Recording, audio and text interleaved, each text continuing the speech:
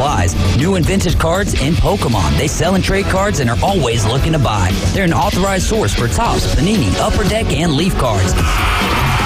Instant Replay Sports Cards is open 7 days a week at 752 West 23rd Street, down from Academy Sports. It can always be reached at InstantReplaySportsCards.com. At Brock Lawn and Pest Control, we're proud to be awarded the distinction of being Quality Pro certified. Our technicians have passed rigorous training in eco-friendly application and prevention of pest treatments. Part of the program is the practice of integrated pest management. IPM's goal is to prevent pests from ever entering your home. It includes inspection, prevention, education, and, when necessary, application. We're proud to be Quality Pro certified. Brock Lawn and Pest Control, the standard and level of trust. What does it take to live an uncommon life? Here's former Super Bowl winning coach Tony Dungy with today's uncommon moment. When I was coaching, we would have the players come in for a workout on Monday, then give them Tuesday off because many times a player suffered an injury in the game and didn't realize it until practice the next day. That day after workout revealed the need for treatment. The Bible says God blesses those who realize their need for Him. God loved us so much that He sent His only Son to die for us and take the punishment for our sin. All we have to do is have that desire, understand that we can't do it ourselves, and believe that God sent His Son for us. Have you ever accepted that free gift? Tony Dungy, author of the popular Uncommon book series. More at CoachDungy.com. That's CoachDungy.com.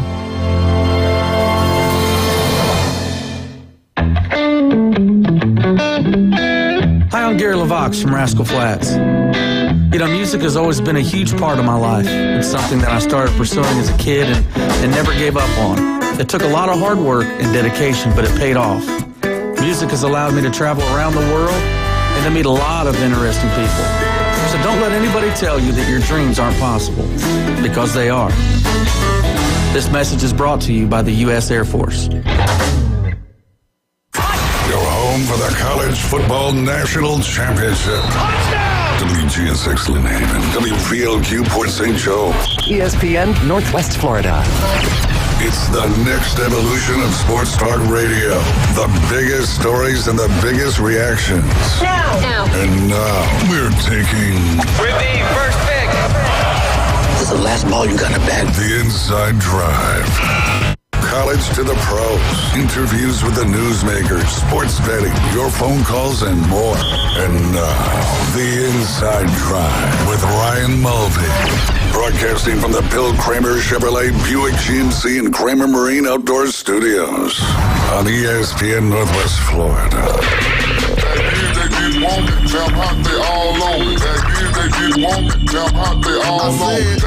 And good Wednesday morning. Jay Henley in the house. DJ Davey Crockett behind the glass. A little raw outside there, Jay. It is. A little chilly. Yes. A little drizzly. Feels like a winter day in Northwest Florida. Ready to watch some Hawaii golf tomorrow evening. Tonight? Tonight? Is it tonight? No, it's tomorrow night. Is it Wednesday, Thursday? It starts Thursday. It starts today's. I just said Wednesday. Yeah. Dang. It starts Thursday. Bummer. I know. I was excited. But yeah, I mean, you know, if you want to dream about 85 degrees, watch some. What if it's Hawaii only golf. 68 out there? No, it won't be. Come on. There's no air conditioners in Hawaii. That's true. I mean, that's. There's supposedly no poisonous snakes either. That's weird. Well, they didn't let any go out there. That's why when you go to Hawaii, you can't bring any vegetables or fruits or any of that kind of stuff because they don't want to introduce any new things to the island. Ah, I would not know. Did I say poisonous? Yes. I meant to say venomous. Venomous? Because snakes don't have poison, they have venom. Oh, I always say poisonous. Yeah, well, that's incorrect. Okay. So there we are. Yeah, I learned that today. There we are. Did you put your phone on silent last night and did your alarm go off? I didn't have to use my alarm. Yeah, you this didn't morning. wake up to your alarm this morning. Yeah, I mean, I was up happen. at like 5 this morning. I mean, just got yourself a nice cup of Joe. Yes, sir. Watched Sports Center for 2 hours so you could bring the heat this morning to the show. Absolutely. Yeah. Went for a morning walk. I mean, did the whole deal, man. Little stroll. In the cool weather. Mm-hmm. Yeah.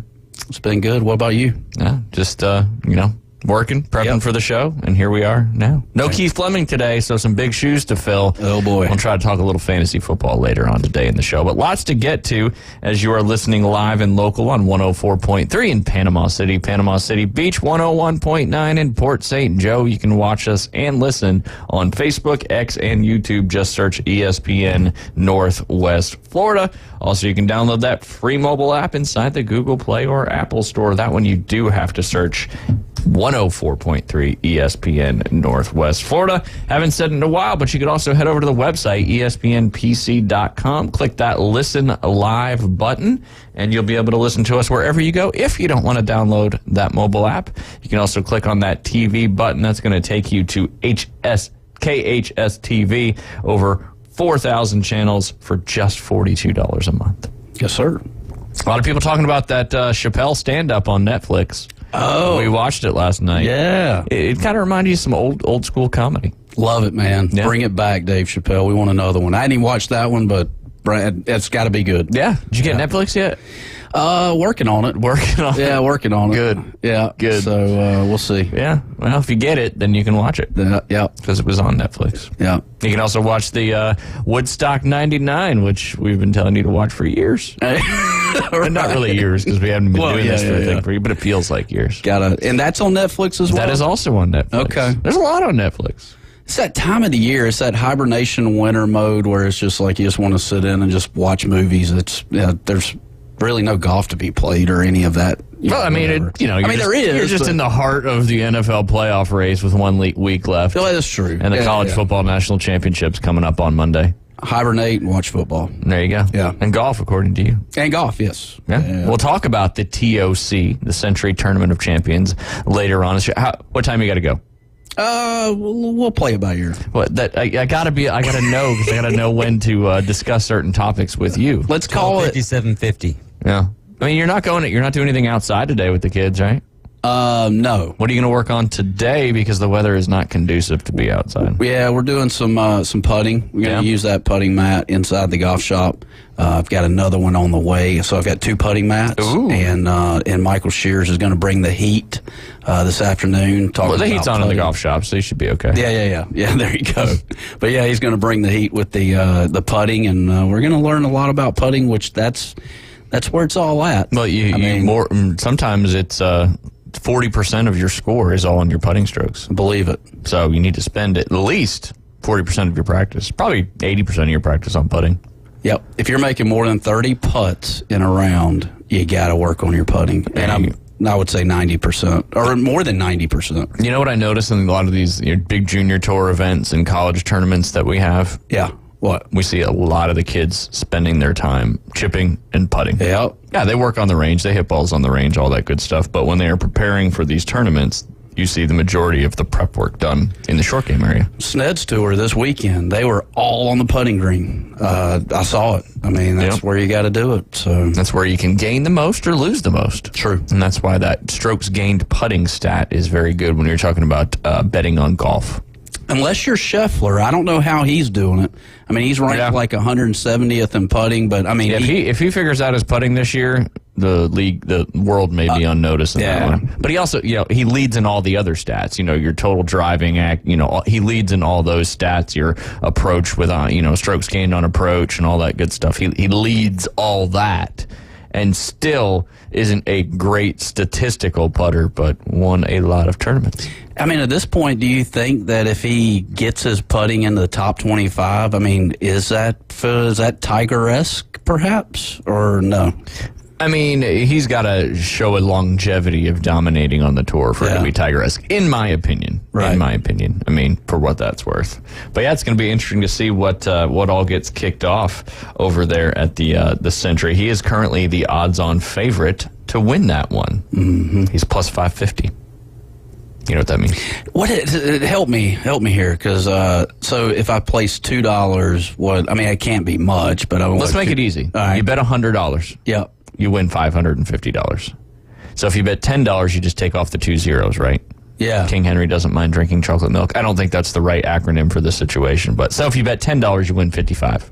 If you bet $1, you win $5.50. So if you bet $2, you'd win $11. See, that's a pretty good bet, in my opinion. If we're Yeah, I mean, and that's why he's the odds-on favorite, plus 550. I like it. I want to get your thoughts here in a little bit, too, on some of the, who you think might be some good opportunities for top 10s and top 20s. I mean, this is a very unique tournament because you have to be a tournament winner to be eligible for this tournament. Is that the only way you get in, or? That's from what I know, but I feel like you're about to. No. I'm asking a non-rhetorical question. Okay. Yeah. I feel like if you win any tournament throughout the year, that puts you in for this tournament right here. I don't know who Nico Echevarria is, but he's plus 40,000 to win the Century TOC. Wow. Yeah. He must have won somewhere. Yeah, I mean, that's the thing. There's a lot of, like, not off schedule, but when there's majors going on, there's secondary events and all that stuff, and that'll get you in, that's for sure. Yeah. But, yeah, do you know who the second best odds to win the Tournament of Champions is over there in Kapalua? I've been looking. I mean, you got to know this. Well. It's your boy. Oh, Victor Hovland. Correct. Yeah. He's currently plus 900. Markow is probably top 4. Yep, he's next. Him and Max Homa both have plus 1,200 odds to win that one. And then your boy Xander Schauffele rounding out the top 4 with Patrick Hanley and Ludwig Adberg. Keith's been real high on Ludwig this year. I mean, what he did last year, I mean, the fact that he's coming into this thing and he's plus 1,400 to win it. Yeah. Played in the Ryder Cup, did really well. And he half this year last year, he was in college. Ooh. Just crazy. He's never played in a major. But he's about to blow up this year, most likely. Do we have any live guys playing in this? Is there? No, this is a PGA Tour sanctioned event. We haven't got there yet. All right. It's coming, though. Yeah. Did you see what your boy Rory had an interview yesterday? Oh, what did he say? He walked back a little bit of his comments. You know, they were talking about, I guess we'll dive into that since you said, what did he say? Yeah. Let me find it. Hold on. What'd he say? What'd he say? Man, I'm excited for your little putting thing today. I think it's going to be good. I think it will be, too. How many kids you got? Just 5. 5 spot? Yeah. 11 to 14? Yeah. It seems like there's some sickness moving around. There's a lot of that going around, that is for sure. And weather. Weather. We're supposed to have our first flag football game back next Tuesday. And Monday and Tuesday next week is like an 8% chance of rain both days and like 35-mile-an-hour winds. Next Tuesday? Next Tuesday. Yikes. Yeah. But we'll see. The weather is changing all the time. Yeah. But it's the winter, and that's kind of what happens. And they don't go back. See, I thought the kids went back to school Monday, but they actually go back Tuesday. Yeah, the district does. The UA kids go back on Monday. Okay. Yeah, but we got out a little earlier, too, so. Yeah. But, yeah, hard to believe that Christmas break's over. It'll be spring break before you know it. Come on, spring. Which is your favorite. You love spring break. Yes, sir. You're a big spring break guy, that's for sure. But, yes, in an interview that Rory had, he said, Live Golf, Live stands for what, Jay? 54. Bingo. Yeah. Exposed flaws in the PGA Tour, especially how it deals with corporate sponsorships and player commitments, Rory McIlroy told Sky Bet's Stick to Football show. Several major corporations have backed away from the PGA Tour in the last year in face of increased prices. What Liv and the Saudis have exposed is that you have a tour and you're going to ask sponsors for millions of dollars to sponsor these events, and you're not going to be able to guarantee those sponsors the players are going to show up. Rory McIlroy said, it's very hard. I can't believe they've done so well for so long. What do you think about that? I don't know. Say that again. Jay. What? Come on. I was looking at. Say that one more time. Right here. Look here. Look here. Look here. You got the headphones on. It's coming right through. Yeah. Basically, I'll sum it up. He was basically saying that that Live Golf and the Saudis have exposed some flaws in the PGA Tour's model, where they're asking for tens of millions of dollars for sponsorships for these events, and they can't guarantee the best players are going to show up. Because what do the best players do? It sounds like a bowl championship. Sounds like the bowls. Yeah, that's right? A good analogy. Is that a good analogy? Yeah, players opting out because they can't guarantee they're going to play them. And right. I don't know if that affects your sponsorships and your attendance in the bowls, but it certainly affects the competition out there. That is for sure. Liv does not have a problem. Short of injury, its 48-man roster shows up at every event. While that to date has not been enough to merit any kind of sponsorship at any kind of scale, it has the financial backing of the PIF, the Saudi Sovereign Wealth Fund, to make its large payouts of the players work. So the PGA Tour has fought to keep its top players. It's dramatically increased purses, but without the same largesse in its own coffers, it has pushed away some of those costs onto sponsors, increasing the bottom line to put the company's name on PGA Tour events is not necessarily the right value. In some cases, it's gotten worse. If you're looking to host one of these signature events, you're less likely to get top 10 players to show up in 2024, companies have noticed. We talked about this recently, Jay. Wells Fargo is the latest event title sponsor to pull away from the PGA Tour, announcing late last year that the 2024 will be the final time it attaches its name to the May event in Charlotte, North Carolina. Honda is no longer an event sponsor. AT&T kept the Pebble Beach Pro-Am but dropped out of the Byron Nelson Classic. RBC considered not renewing its sponsorship of the Canadian Open, which is always in July. And here, going back to Rory, asking a company to pay $20-25 million an event to sponsor this thing, they're not seeing the value in it, McIlroy said. If you can guarantee me that the top 50 guys are going to come and play in my event that week, then fine. But if you can't guarantee you that, I'm not going to give you that money. Yeah. He had a couple other quotes that are further down in this article, and to spare you, he said, I think at this point I was maybe a little judgmental of the guys who went to Live Golf at the start, and I think it was a bit of a mistake on my part because I now realize that not everyone is in my position or in Tiger Woods' position. What does that mean to you? I don't know. Give me something. No, I mean, I'm just... Why is he saying that now, you think? Because of the potential merger ahead? Because he may be having to play with some of these guys again? Yeah. He said, have I lost the fight? I don't feel like I've lost the fight, but I've just accepted the fact that this PIF is now part of our sport. PIF sliding him some cash? Could be. Yeah, very well could be. I mean, he was the poster boy. You got to give me something here. I'm going to have to ask David, and I don't want to have to ask David because I'm going to have to ask David a lot of stuff later on when you leave. You had mentioned something about these sponsorships that are, like moving away. Yeah. And it kind of reminds me of back in the day with NASCAR, right? As you had that one sponsorship for the whole entire season for like a car. Yeah. Now all of a sudden it's like it's a week in, week out situation where you sponsorships change. Yeah. And I don't know if that goes back to the relationship of some of these CEOs of these major corporations, like Colonial Country Club. That guy may be a member there, and there's a partnership. Yeah. Now it's basically just kind of dispersing everything a bit. That's the way I see it. I don't know the reason why. Well, and you're really seeing this across a lot of these sports, right? They call it the Saudi sports washing, where they're investing so much into all these different sports, where they're starting to be the ones that control and move the needle. And, Rory was obviously the poster boy for this thing and took a very animate stance with Monahan when this all first came out. Now, when the merger came out, he even said he looked like he had a little bit of egg on his face because he was the one kind of sent out to the stand to represent, and, he had to face all what he had said. Monahan or McIlroy? McIlroy. Yeah. Yep, he was kind of the poster boy for the PGA Tour. I don't know if that was by design, it was by his own thought, or whatever it may be. But now to say that, he may have been a little judgmental initially when a lot of these guys left to go over to the Live Tour and take those big chunks of cash. Why do you think he's saying that now? Just curious to see what's in that Henley head about this. Because you've been very pro. You hate to live. We know. Well, you prefer it to be 55, not 54. You prefer it to be, what would that be? Just be love. Yeah.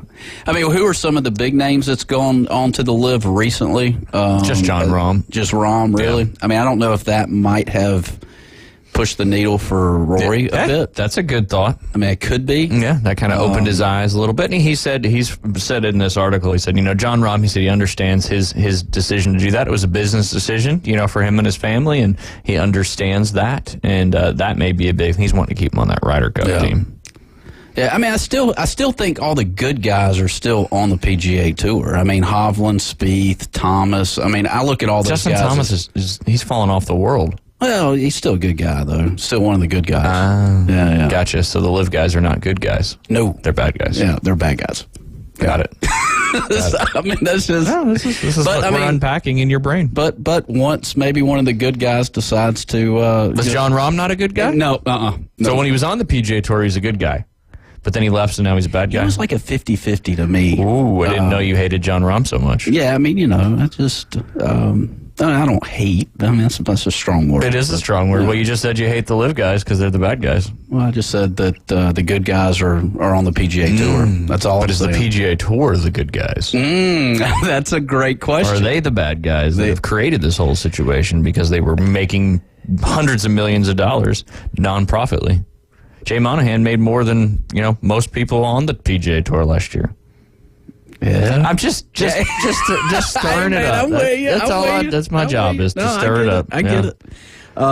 We shall see. We shall. I think this year is going to be a very eye-opening experience to see kind of where all this goes, and I'm curious.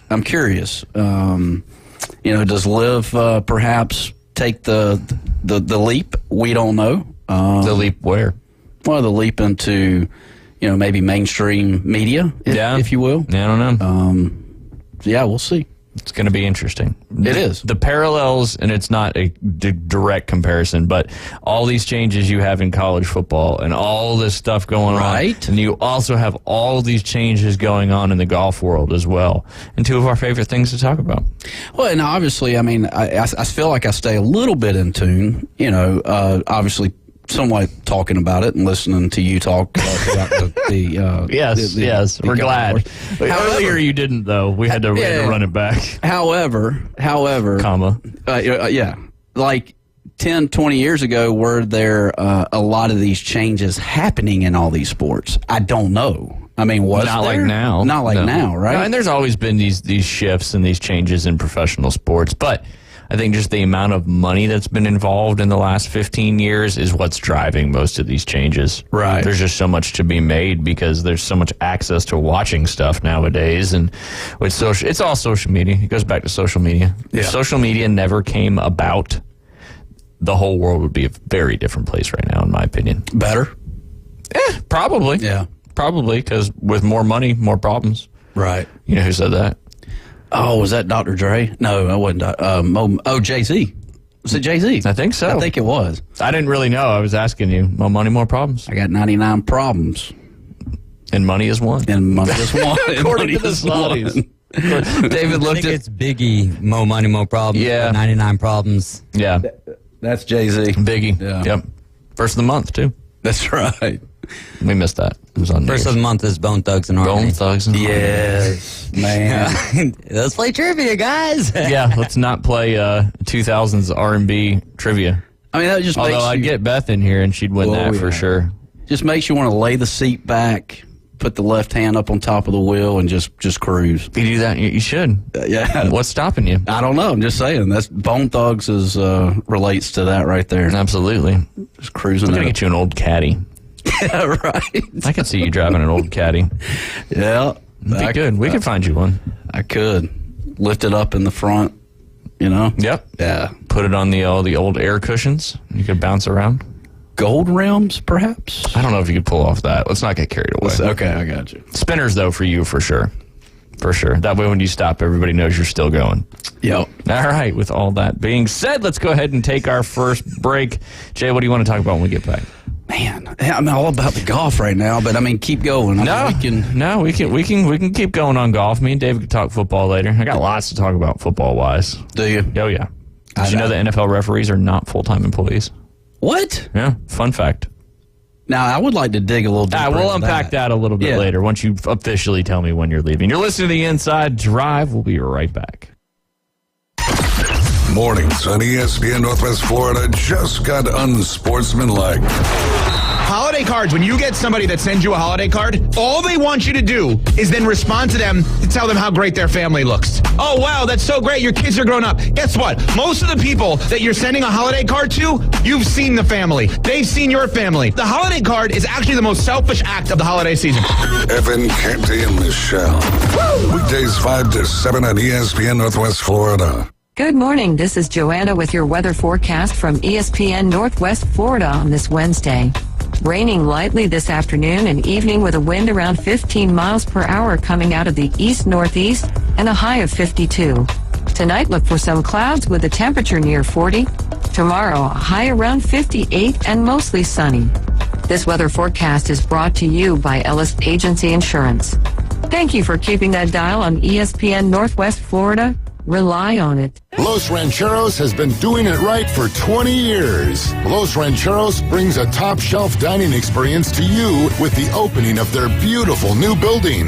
Watch all college and pro games on Los Rancheros' 14 large-screen TVs with great drink specials daily from 2 to 5 and during all the games. Los Rancheros, the place for live sports and great food on 23rd Street between Jenks and Harrison. Hi folks, it's Tracy with Tracy's Fine Jewelry and Coin and Bullion Reserves. Did you know that we do more than just sell some of the finest jewelry in town? We can engrave on your wedding band, locket, Yeti cup, or almost anything. Need your watch battery changed? We can do that too. Our expert will even evaluate your coin collection. And of course, we always pay top dollar for your old gold and silver jewelry. See, there's a lot more to Tracy's Fine Jewelry than a lot of pretty sparkly things. Come and see us today at Tracy's Fine Jewelry. The locals love it.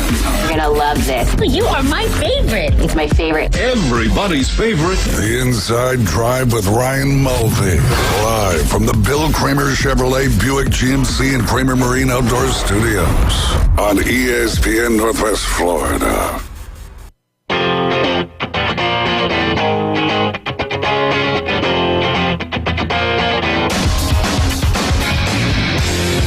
Welcome back. You're listening to The Inside Drive. This is more of a song I think you can figure out there, Jay Henley. Yeah, is that Nirvana? Yes. Yes. Good job. Yeah. Yes. We didn't end that previous segment very well on our trivia of late 90s, early 2000s. I mean, rap and R&B. That's me with the whole music. I mean, I can hear it and then... Speaking of music, you know what you didn't do yesterday? Me and David Haven Y'all didn't ask.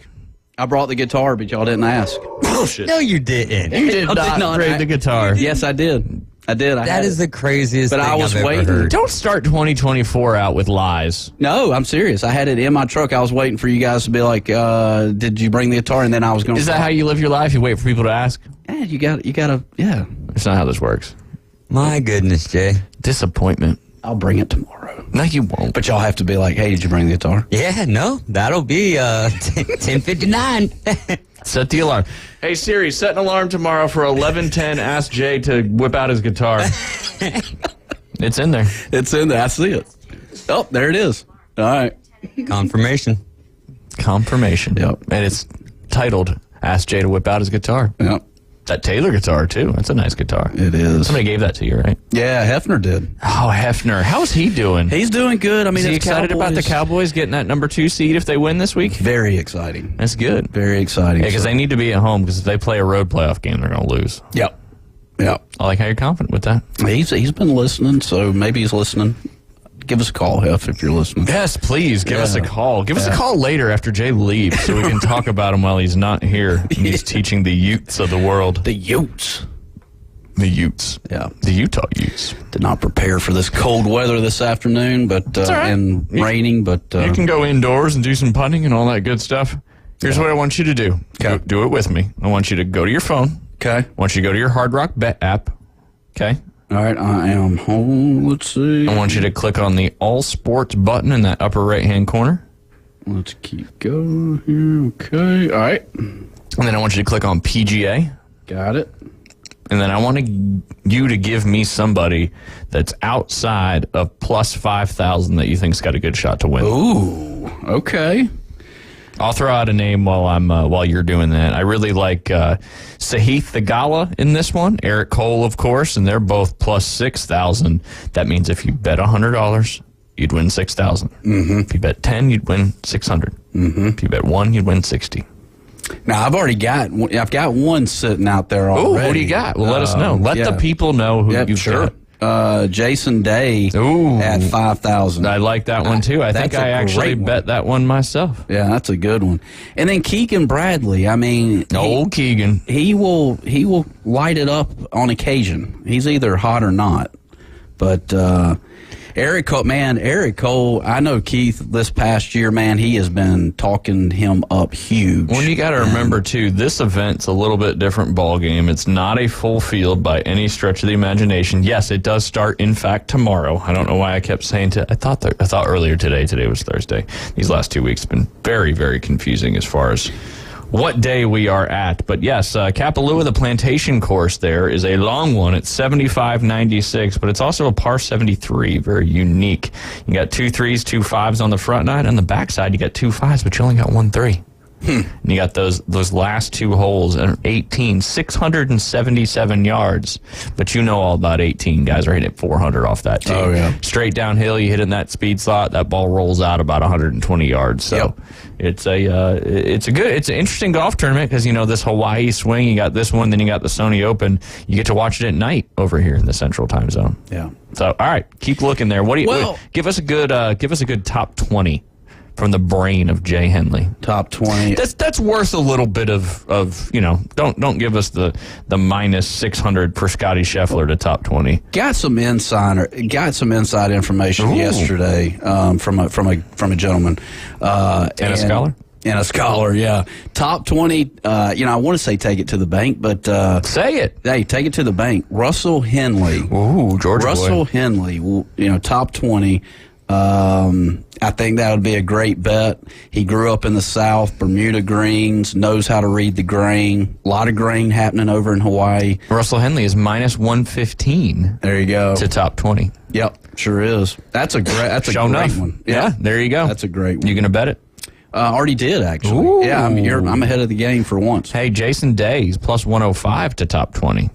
That's another... Not sure thing, but pretty solid there. You bet 100 to win 105. Take that to the bank. And there you go. All right, give us a top 5. A little bit of an outside shot that you think. You know, we don't have Keith today, so yeah, you are now Keith. Man, this is tough here. If Lucas Glover's putter stays hot like it did at the end of 2023, he should have played in the Ryder Cup. Just my thoughts, but I think that's a good top. Plus 1750 to plus top 5. Yeah.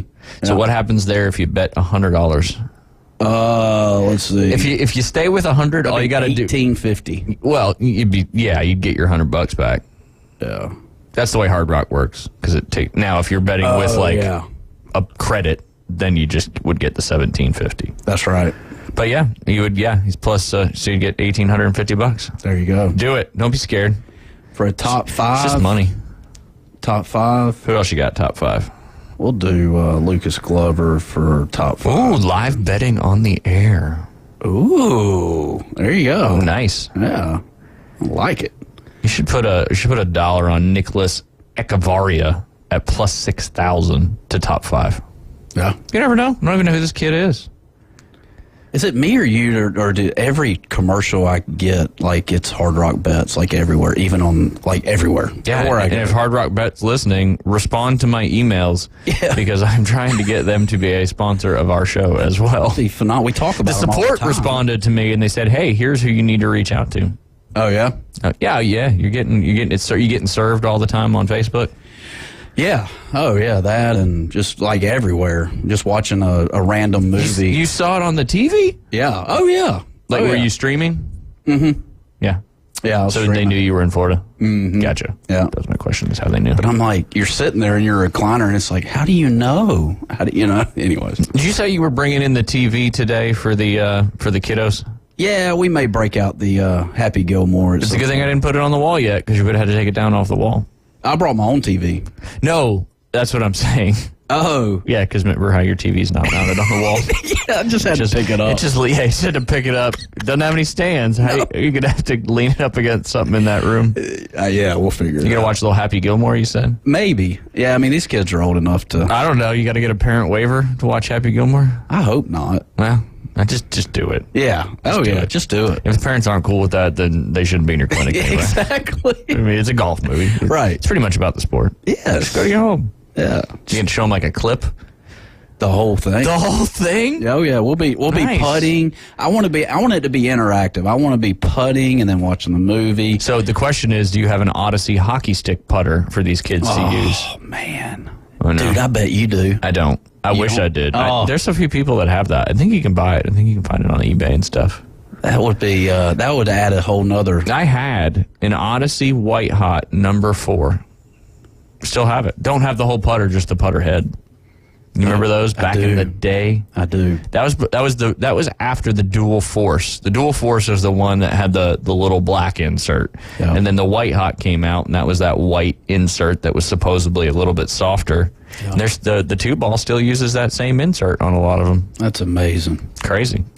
And those things back 20 years ago were priced. I mean, they were like $150. Oh, yeah. Weren't they? I mean, that's a lot of money for a putter. But yeah, I mean, most of the putters were around $100 back then. Yeah. But also, you could get some ground beef at the grocery store for like $3 back then, too. True. Now it's like $9. So it's about the same as putters. The inflation increase there. Yeah. What was your favorite putter you ever had? Man, I had an old Wilson 8803. Do you remember the Wilson 8803? I do. I do. I was coming back into town the other day. I actually stopped by Earl's house and you went to the vault? I did. It's I like went the to the Ping vault. Dude, he's got putters. It's a crazy. I mean, he loves putters. Oh, I know. We've traded several of putter. He showed me some where he actually played on tour back in the 80s with, and he's had them refurbished and stuff. Yep. But man, it was so cool to see. Putters are awesome. Yeah, putters are timeless. They are. We traded a putter a couple weeks ago. He's got this Master Scotty Cameron that he traded for me. Oh, got a little call. You want to take it? No. You sure? Good. Yeah. See how you silenced it there? And it's still ringing? Yeah. Do you have to get up early tomorrow? No. How often do you wake up to your alarm? Never really. Yeah, so see, that whole thing yesterday really doesn't matter. I'm in the same boat. I never wake up to my alarm. It's what time is your alarm set for? Depends on, like, right now it's set for 6:30, but during school time it's set for 5:30. Yeah. But usually, your brain, you just know. Dude, I can What did they do back in the day? I don't know. But I can almost tell you what time it is when I wake up without even looking. Yeah? I really can. You got a pretty good shot. There's probably an hour and a half variance that you could guess. Maybe. Yeah. But woke up this morning at 2:22. I remember seeing 2:22. Did you knock on wood? Maybe. You should have. Yep. You should have. Yep. 2:22. Yeah. 333-444. 1111. How often do you wake up during the night? Usually once, sometimes twice. Depends on the dogs. Right. Man, you got to train them dogs, man. No, they've been doing good. They've been doing good in the new one. Because now we're upstairs. So before we had our bedroom had our bathroom had a door to outside, so you could just kick them out. It was fenced in, but now we're not fenced in yet. So gotcha. And the little one, she's reckless. She'll run after anything. Yeah. Deer, workers, whatever it may be. Right. Oh goodness. I'm just sitting on go. When you want to switch, we can. Oh yeah. What do you? I don't know when you're leaving. Oh, let's go noon. Okay, so that changes everything. Okay. All right, you want to give any more picks out there for the listeners? Give me a top tenner. Well, let's write down who you say top 5. I took Glover. Mm-hmm. All right. Yeah, took Glover. Top 10. Let's go Eric Cole. I mean, what's his odds? 425 plus 425. I like that one. That's top 10? That is top 10. Yeah. And did you give a top 20 before? I think I did. Russell Henley is my top 20. Yes, minus 115, right? Yeah. Russell. Want to see how these all do next week. Top 20. That's what I like about betting golf. Betting winners is tough. But you hit one winner every once in a while. Yeah. You can keep your betting going around. True. And, but yeah, let's see. All right, who do you got as a winner outside of the plus 1400? So anybody beyond Max Homa. Give me one. Outside 1400. Yeah, outside Max Homa. Basically Schauffele or down. Fleetwood. Yeah. What's he at? He's at 3,000. Dang. Yeah. That might not be a bad one. I'll give you that one, Fleetwood. Because, man, I tell you what I've been doing the last few weeks. I've been watching you know how they do the highlights on the Golf Channel of all the tournaments in the past? You know, they had a shell. They're starting to air those Shell Wonderful World of Golfs again from back in the day. Those are great. Those are awesome. Yeah. Match play in its truest form. People walking right behind them. Yeah. They should bring that back. They should. But not Shell. Mm-hmm. It should be some Saudi oil company. Yeah, and then the fans could just walk. They walk down the fairway right with them and everything. Yeah. Arnie's Army, man. Shell's Wonderful World of Golf. Why are their swings so quick? I think that's video, isn't it? They just get so quick. I don't know. So weird. I don't know. I can't speak to that because I'm very quick when I swing. You are. You're too quick. Yeah. I try to slow it down, but it's hard. Can't hide talent, Ron. That's true. I hide it a lot because I never go out there and play. But I also don't have much talent left either when it comes to the golf world. Yeah. But yeah, I like that. Tommy Fleetwood. What you thinking for the winner for this? You know, you can't sleep on your boy Brian Harman. You know, obviously had a great year last year. I just don't think he's long enough, is he? This golf course is deceivingly short when it comes to the actual yardage because you've got so many drastic elevation drops. And he's a really good iron player. And you know, he's another Georgia boy. Grew up in the South. He knows those Bermuda grass greens. True. Yeah. I mean, I just going back to the British Open, there was so much trouble in that 280, 290 yard range, and he stayed short of it, you know, during the British Open. But he hit his long irons fantastic. He hit his hybrids fantastic, and he putted well. He's got that huge left-handed spider putter. Yep. Sepp Straka, too, is another name. That name's hung around in 23. Yeah, and I always go back to him because he was a winner at one of the junior tournaments we hosted in South Carolina. Mm-hmm. And he's plus 5,000 to win. Might be worth $1. That could be worth $1. Yeah. And that'd win you 50? 51 if 51? You're doing your, you get your $1 back plus the 50 because he's 50 to 1 odds basically is what that means there. Wyndham Clark, U.S. Open winner, plus 6,000. Is he a one-hit wonder? Yes. That's my thought. Yeah. I hate to say that. I mean, and there's a lot of one-hit wonders when it comes to a major. But I mean, and good. It's so hard to win majors. Yeah, and good for Michael Block. I just feel like he just kind of went, you know, in La La Land for a few days, and that was great to see him in the PGA Championship. But I just feel like that was a one-hit wonder as well. Your thoughts on Michael Block? I've heard a lot of negative things about Michael Block. Have you? Yeah. Has he taken this a little bit too extreme? This was after all that, but yeah, I just heard a lot of people that it dealt with him directly. Really? And it wasn't very positive. I've reached out to him a few times just to, I mean, like, come on, you know, from a PGA professional to a PGA professional. Yeah. Like, let me grab 10 minutes of your time. And, you know, I definitely wanted to talk to him about all that, but I didn't get anything. But we had a connection to be able to talk to him, but I never pursued it. Yeah. Just because I didn't want it to end up being a negative story. I got you. But yeah, do you remember who won last year at the TOC? Oh, boy. My guess would be Scheffler. No. Homa? No. Yikes. Victor? No. I don't know. David, who won the Century Tournament of Champions last year? I'll give you a hint. He's no longer one of the good guys. Jon Rahm. Bingo. I was going to give you that hint, but you would have got it quickly. So, yes, Jon Rahm won last year, 27 under par. He shot 10 under in the final round, 9 under in the first round, won himself a cool $2.7 million. Use that money to live it up. Live it up. $54 for everybody. Do you know who won the last Tournament of Champions? Before that one, back in 2022. Scotty Scheffler. No. He's got to be a live guy. He's not on the PGA Tour anymore. Cam Smith. Bingo. David's 2 for 2. Dang. David doesn't even he likes golf. I love golf. He doesn't follow golf. Yeah, I don't follow it. Other than what? To the same tune that you guys. Yeah. Well, obviously, not all of us, but. All right. One more. You're not going to get this one. The guy who won it back in 21 was Harris English. Do remember that was right on the tip of my tongue. Yeah. That's your guy who's not from England, Jay. It's no, just he's his not. last name. He won $1.3 million back in 21, and then last year's winner got $2.7.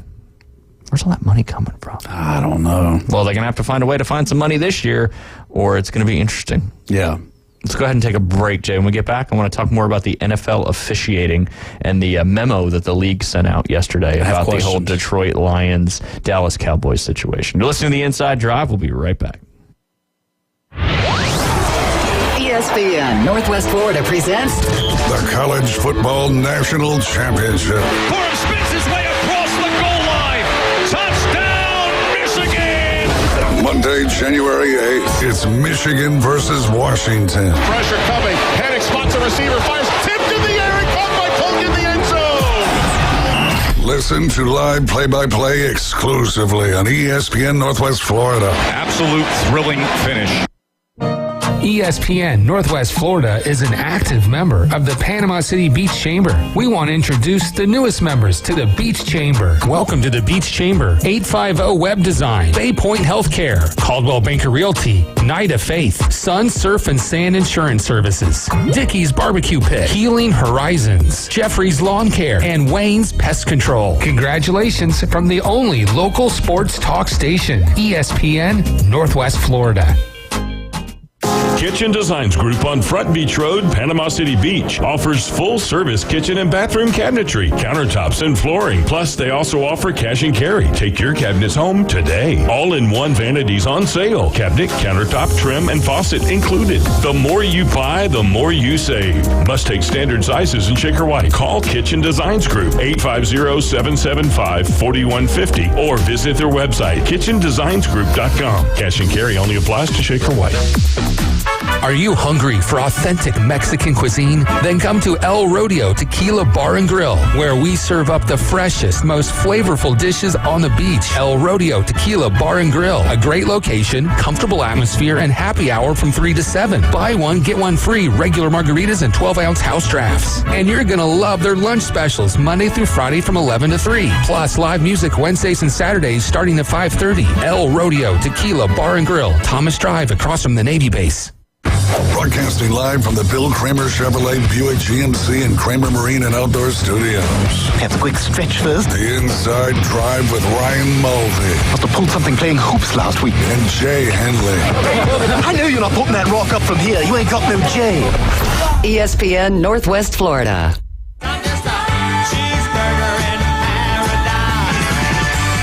R.I.P. Mr. Buffett. Yeah, that was an interesting rejoinder there. That was. And don't put the rock up if you're not gonna, or don't shoot the J if you're. I don't know what it said. I don't either. Something about a basketball shot. Yeah, it's better than the one destroying the game of golf. Right after they say your name. Yeah, it's all fun and games.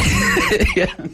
Hey, you're not destroying. You're making it better for everybody. Absolutely, or at least I'm trying. Golfwithj.com. Absolutely. Schedule a lesson right yes, there. Sir. Yeah, there you go. Just not between 11 and 1. Yeah. You don't have any more clinics this month, do you? Somebody FaceTiming you? Yeah, it's my son. Oh. Yeah, he's Do you need to take it? No, it's okay. I'll get him.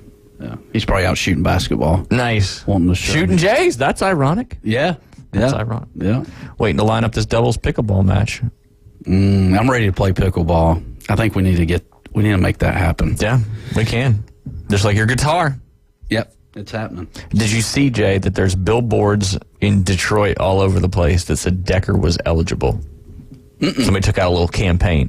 Anyway, the league sent out, you remember we talked about that. Do you remember what happened? The controversial eligibility of the lineman Decker was said he was ineligible and the 2-point conversion failed. But like we talked about yesterday, probably should have kicked it after that, but they went for it again, got a defensive penalty, went for it again, didn't get it. Game was over. Cowboys win. They're still talking about that, so the league sent out a training video to all 32 teams yesterday, and they thought it would clearly show how the referees at the end of the Cowboys-Lions games actually made the right call on that fateful 2-point conversion. There was narration, annotation, everything with it, but a lot of people just left more confused as the video juxtaposed 2 different plays. One was from earlier in the contest when Detroit center Dan Skipper ran out on the field gesturing to the ref that he would be eligible. Easy call. The next was the doomed 2-point conversion at the end of the game in which Skipper made a similar gesture while running out of the field, thus alerting the referee he was eligible. So when fellow Detroit lineman Taylor Decker made the game-winning catch, it was wrong, right? But maybe not. As Kalen Collar and Colton Pouncey handedly explained, referees that ask linemen reporting eligible make physical gesture and report verbally to officials. On the final play, you can see Skipper gesturing, but he maintained after the game he said nothing to the refs. Meanwhile, you can see Decker in this NFL video that they sent out. The official, he was making the gesture while facing the official, and the official marks Skipper is eligible, not Decker, and we know what the rest is in history there. So, with that being said, Jay Henley, did you know, and I think Pat McAfee is one kind of brought this to light, but the NFL referees are not full-time employees of the NFL. Shocking.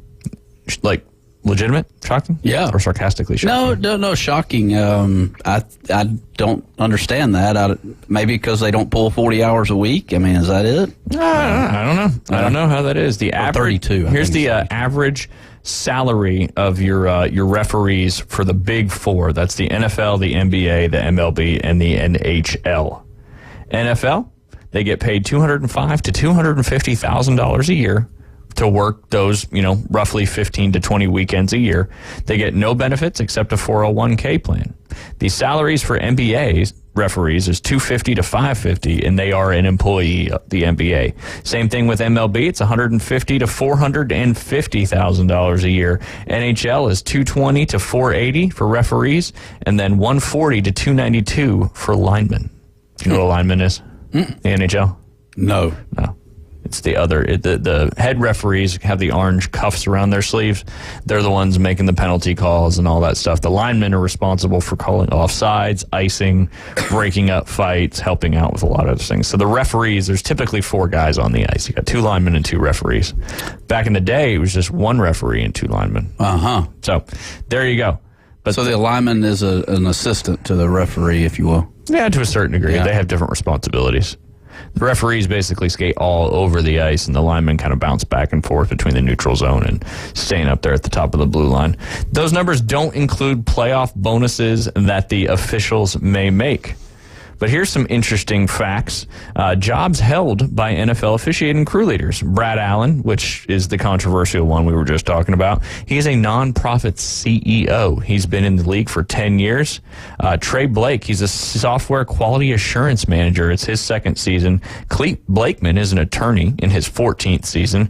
Carl Cheffers is a sales manager, and it goes on. There's a team building official, a tax manager, an aerospace software engineer, financial advisor, sales representative, insurance agents, a high school administrator and basketball coach, a sales manager, college professor, finance attorney, CPA, as well as Craig Wolstad. He is an athletic director. Other jobs held by NFL officials: rancher, real estate agent, banker, teacher, CEO, firefighter, engineer, federal agent, pharmaceutical sales, agribusiness professional. I guess that has to do with agriculture, a law firm manager. The NFL has operated this way for quite some time, but with sports betting being legalized in roughly 50% of the United States and tens of millions of dollars being bet on individual games, bad calls are what now, Jay? Bad calls are much more scrutinized because there's a lot more money riding on these games than there ever used to be. Well, if they ever wanted to get a vision check or any of that nature, it seems like they would want to help with paying for that. That's my thought. You would think. Yeah. Here's the total NFL infractions for in-game violations. The league claims that they are right, the referees are right on 98.9% of calls, of course, but in total game infractions are up 102%, and in-game fines are up 161%, and that's up dramatically compared to last year, with still 5 weeks left in the season. So this was a earlier article. There's been a constant uproar on social media. And total NFL infractions for in-game violations in 2022, 151. This is pertaining to referees. Just making sure we're all on the same page. Oh, yeah. 2023 through week 13, and there was 305 NFL infractions for in-game violations. The fines in 2022 versus 2023. In 2022, it was $1.935 million. Again, that was the whole year. So far this year, or between week 1 and week 13, you're at $5 million in total NFL fines and infractions. I mean, how do you work on that craft? That's my thought. That's the hard part. I'm not saying they're wrong or good or bad. I'm just saying here's some interesting facts about how the NFL referees work. They had getting back to what Pat McAfee and them were saying, they have some of the best referees in the league are on TV now. Why? because they're making a lot more money doing that on TV. And that's kind of where this whole conversation started. You know, you hear Gene Steratore all the time from the booth, right, when you're watching NFL games. He was one of the best guys of how to understand and interact with guys and how to communicate with them and then how to control a game without being part of it. Gene was incredible about that. But he's on TV now. Why? I don't know. Because he's getting paid more money. Oh, that makes sense. Yes. And then you've got a ton of these guys. So all that being said, do you think these NFL referees should be full-time employees of the league and get paid more money? Yeah, I think so. I mean, they put in 20 weeks a year, and then I'm sure there's got to be like some extensive off-season training. I would. Well, all these other guys have all these other full-time jobs. Yeah. I mean, but if you can't if you can't make it off a $250,000 salary, and you got to work another job, you might have to kind of look at your lifestyle and figure out. You know what I'm saying? Like, yeah, well, I mean, I don't know. I don't. Yeah. And I don't know. I mean, since they're not, I don't know this information. Like, how do they get to the games? Or is the NFL? How does that all work? I would like to know who's paying for the lodging, who's paying for the that'll add up quick. Yeah. That'll add up real quick. That may be one part of it. But yeah, the NFL is the only major U.S. professional sports league not to have full-time referees. So are they independent 501c3? We don't. They're not. They're not a 501c3. I know that because that would be a charitable contract. Oh, I'm sorry. Yeah, I got the wrong number. You just meant an independent contract, right? 1099, yeah, so to speak. Yeah, but yeah. Interesting. That is interesting. I had no idea about that until Pat McAfee really brought that up in his interview there with Aaron Rodgers. A lot of other stuff came out of that interview, but we're not going to dive into that one. But yeah, it would just put them in a union, right? You would think the NFL would you would think the NFL would kind of own these guys, if you will. I mean, don't you think? Well, they're subject to things what happens when they make bad calls or they get taken off or put back on and all that stuff. So there's a lot of repercussions to their action. I just think that people would be saying that if they were a full-time employee of the league, paid more money, you'd have the best ones out there. Well, this past year, I don't know, there's certain things that kind of stick in my head, but this past year there was a subject about referees and post-game interviews and stuff. I mean, that makes sense now why they're not being forced to get on camera. Well, that would be such a tough thing, because at the end of the day, with all this being said about refs, is it's still humans making calls in real time for now. Yeah, for now. Yeah, that could be one. And there's already so many reviews, and I like how they're doing the quick reviews and stuff like that. But now if we start reviewing all these penalty calls, oh my God, I hope they don't, because in reality we should just go back to no replay, no views, no reviews. But that'd be tough. I mean, it's such a, I don't know if you call it a push-pull or what, I don't know, but it's just, you're trying to speed the game up, but then you add all these other details in. It doesn't make sense. Yeah. Like, the MLB's done a good job with it. They have. Yeah. And I think they dropped the pitch clock again from 20 to 18. Okay. I think so. Makes sense. Yeah. Why not? What's another 2 seconds? 1, 2. That's it. That's it. That's it right there. Man, I can't believe you guys have been watching Happy Gilmore. Yeah, you got to, man. Gold jacket, green jacket. Yeah. You know the rest. We may have a little meeting of the champions on the, 5th green, ninth green, whatever. Remember? 7th green? 9th green? 7th green? I want to have Dustin just, pull the sprinkler. Well, you don't need sprinklers today, so yeah. No, we don't water as much in the wintertime. You still got to keep all the product watered in. You still got to keep the greens watered, but we're not doing the 1,000,000 gallons a night all over the golf course. Just so it can be green. Yeah. So people complain. That's it. Wild. The PGA Tour and all that stuff sets a... man, I really thought today was Thursday earlier until I got to the show. I know. Which we would have practice if today was Thursday. Yeah. Speaking of, you got a game coming up. You said, what, next Tuesday? Yeah. That's your weather first pending. Weather pending. First one back after the break. You got practice anytime? Yeah, we're going to practice tomorrow. Okay. And we're going to try to practice Monday too, but the weather early next week looks awful. But it's January. It's that time of year. It rains, it's cold.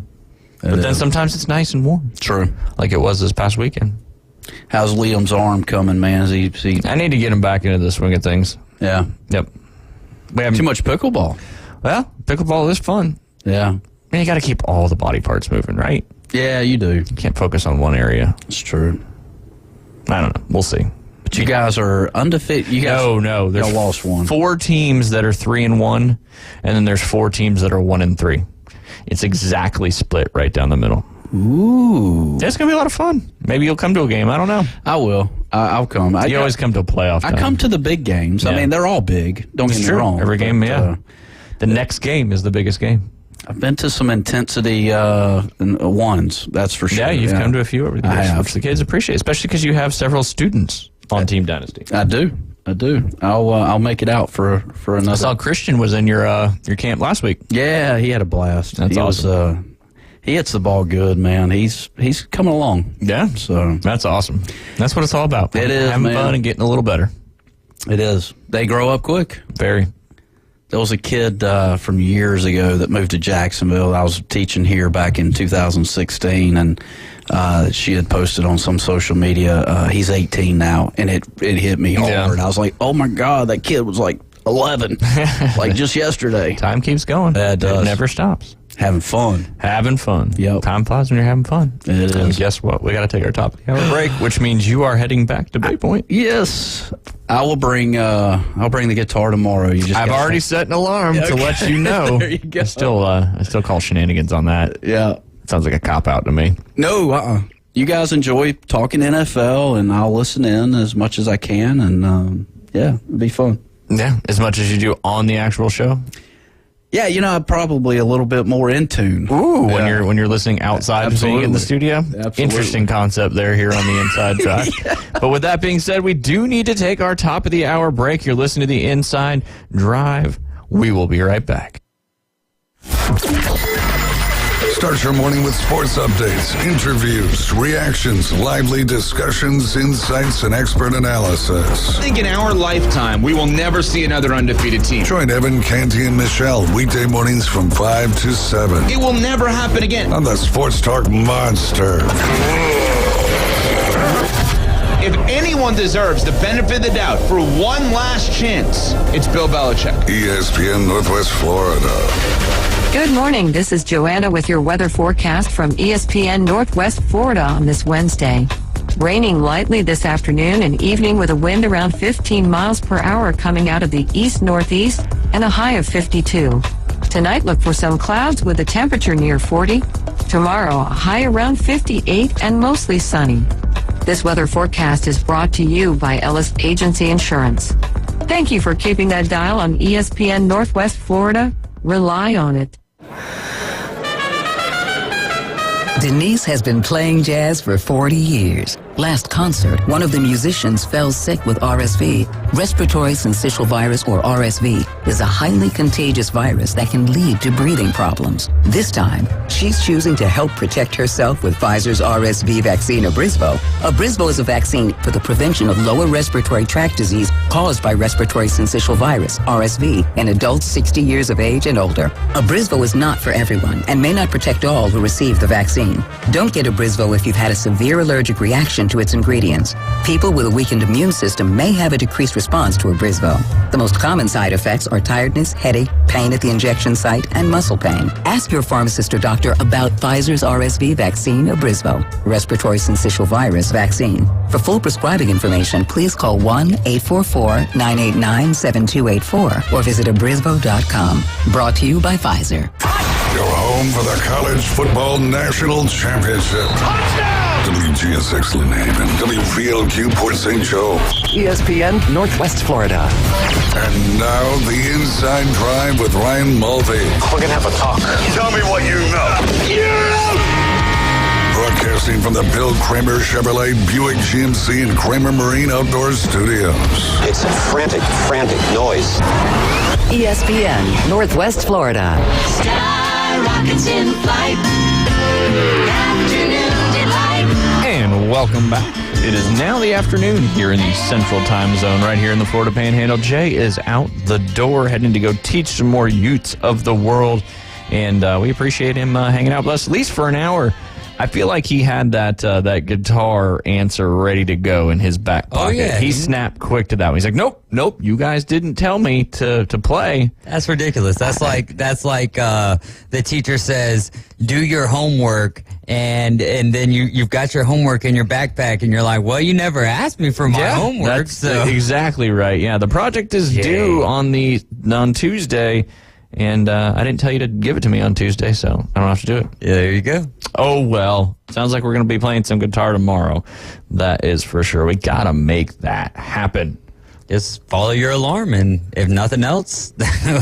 There you go. We'll just play my alarm, 11:10 tomorrow. It'll happen. Make sure that Wait, your alarm's going off at 11:10? I don't know if that'll do us any good. No. I told Siri to set a alert in my calendar to tell Jay to play his guitar tomorrow, because now that we know we have to tell him. Yeah, but I think we got to tell him to bring it, or else it will not be brought. Ah, well, that's what'll happen tomorrow is to say, I forgot to bring it. You guys didn't remind me to bring it. We didn't remind him to play it the first time. Now we didn't remind him to bring it. I don't know. All right, David, which way you want to go? You want to talk fantasy stats, fantasy football? You want to talk mock draft? You want to talk playoff scenarios?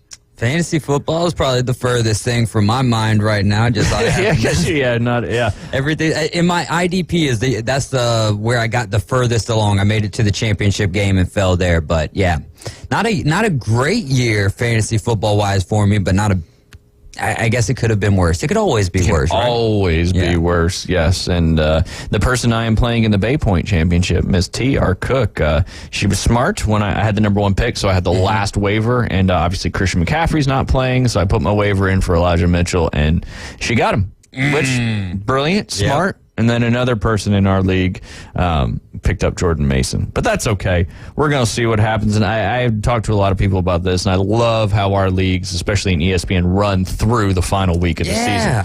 You've got to get creative. You've got to be strategic, and maybe all your horses aren't available to get there. And it's something that you can be planning for weeks leading up to. I know we're going to vote for it in a little private league that I have going on. We're going to vote because a few of the guys would rather just play till 17, and I totally get that, because you're riding these guys, you're riding your premier players to week 17, and then week 18, all of a sudden, now you're out Lamar, now you're out Christian McCaffrey, and that changes the whole position, the whole setup of your team. So I get that, but I don't know. It's tough. I like it. Yeah. I see both sides, but I like this way better. Oh, yeah. I feel like you earn winning your championship more playing it this way. And I used to be a guy that I was like, well, total points should mean more than head-to-head wins. But it's like, if we're basing fantasy football off of the game that is being played, your total points, you can have a week, i.e. the Dolphins, where you put up 70 points, and then you have another week later on in the season where 59 points is put up against you. I've kind of changed positioning on the total points front, and I'm more of a head-to-head guy, especially when you play majority of the teams in your league twice a season. But that's the beauty of fantasy football, is everybody's got different ideas on it. Of course, and you can play in whatever league with whatever rules you want. Over there in the Inside Drive League, it's still pretty close. Keith's got about a 20.5 point lead over Gavin, 23 and me versus you down with ADP.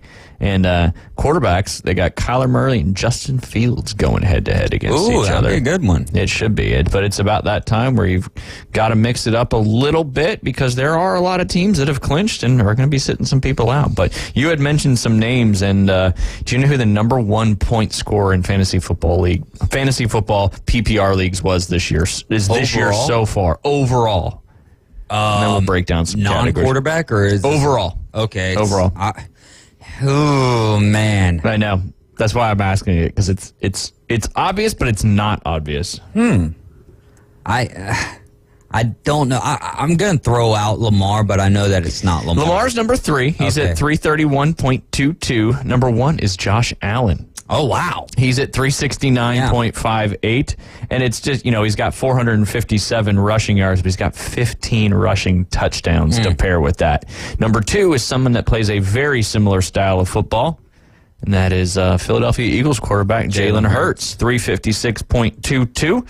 He's also had 15 rushing touchdowns, 601 rushing yards. And, we talked about fantasy football with Keith and everything before the season. If you got a quarterback that also gets rushing yards and touchdowns, that is a dangerous weapon. As we said, number 3 on that list is Lamar Jackson.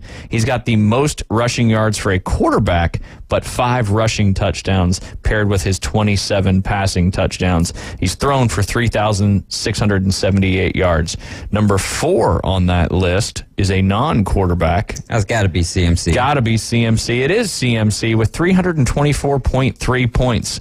And in the Bay Point League, I have Hurts and McCaffrey, so it's kind of an easy route. Heck of a setup there. Well, I picked up Hurts in the 5th round of last year, so he was my keeper. Gotcha. And then ended up getting the number 1 pick, and I have no idea why nobody kept Christian McCaffrey. Yeah. And not as a keeper. Even if you picked him in week 1. Do y'all do, how long can you keep your keeper for? As long as you want? We just got it kind of indefinitely now. But we added a couple people to the league last year, so we did a complete reshuffle and just randomly drew the draft. Gotcha. Whereas we'll have all the same people if we continue to leave Jay in the league. Ooh. And then we'll just flip the draft order from that point. Just tighten up on the trades, Jay, and you'll be just fine. Yeah, just don't be influenced by outside sources. Be yourself, Jay. I know you're listening. Be yourself. All right, number 4 was Christian McCaffrey. He's got 4,059 rushing yards, or 1,459 rushing yards, along with 14 rushing touchdowns. But what made him such a dangerous weapon was those 564 receiving yards, 67 touches on the receiving receptions, and then 7 touchdowns to pair with that. He is you got to go all the way down. The next running back. Probably Trevor Etienne? Nope, not Trevor Etienne, but another former Niner. Raheem Mostert. Oh, yeah. Is the second non-quarterback. Yeah, he's just over 1,000 yards, even though he missed the last game, but he's got 18 rushing touchdowns to pair with 3 receiving touchdowns. And then if you picked him up earlier in the league, I happen to have this guy as well on my Bay Point team, and that's Kyron Williams. Oh, nice pickup there. He's top 22. He's the 3rd non-quarterback leading the league, or leading fantasy production in PPR leagues. He's got 1,144 rushing yards, 12 rushing touchdowns.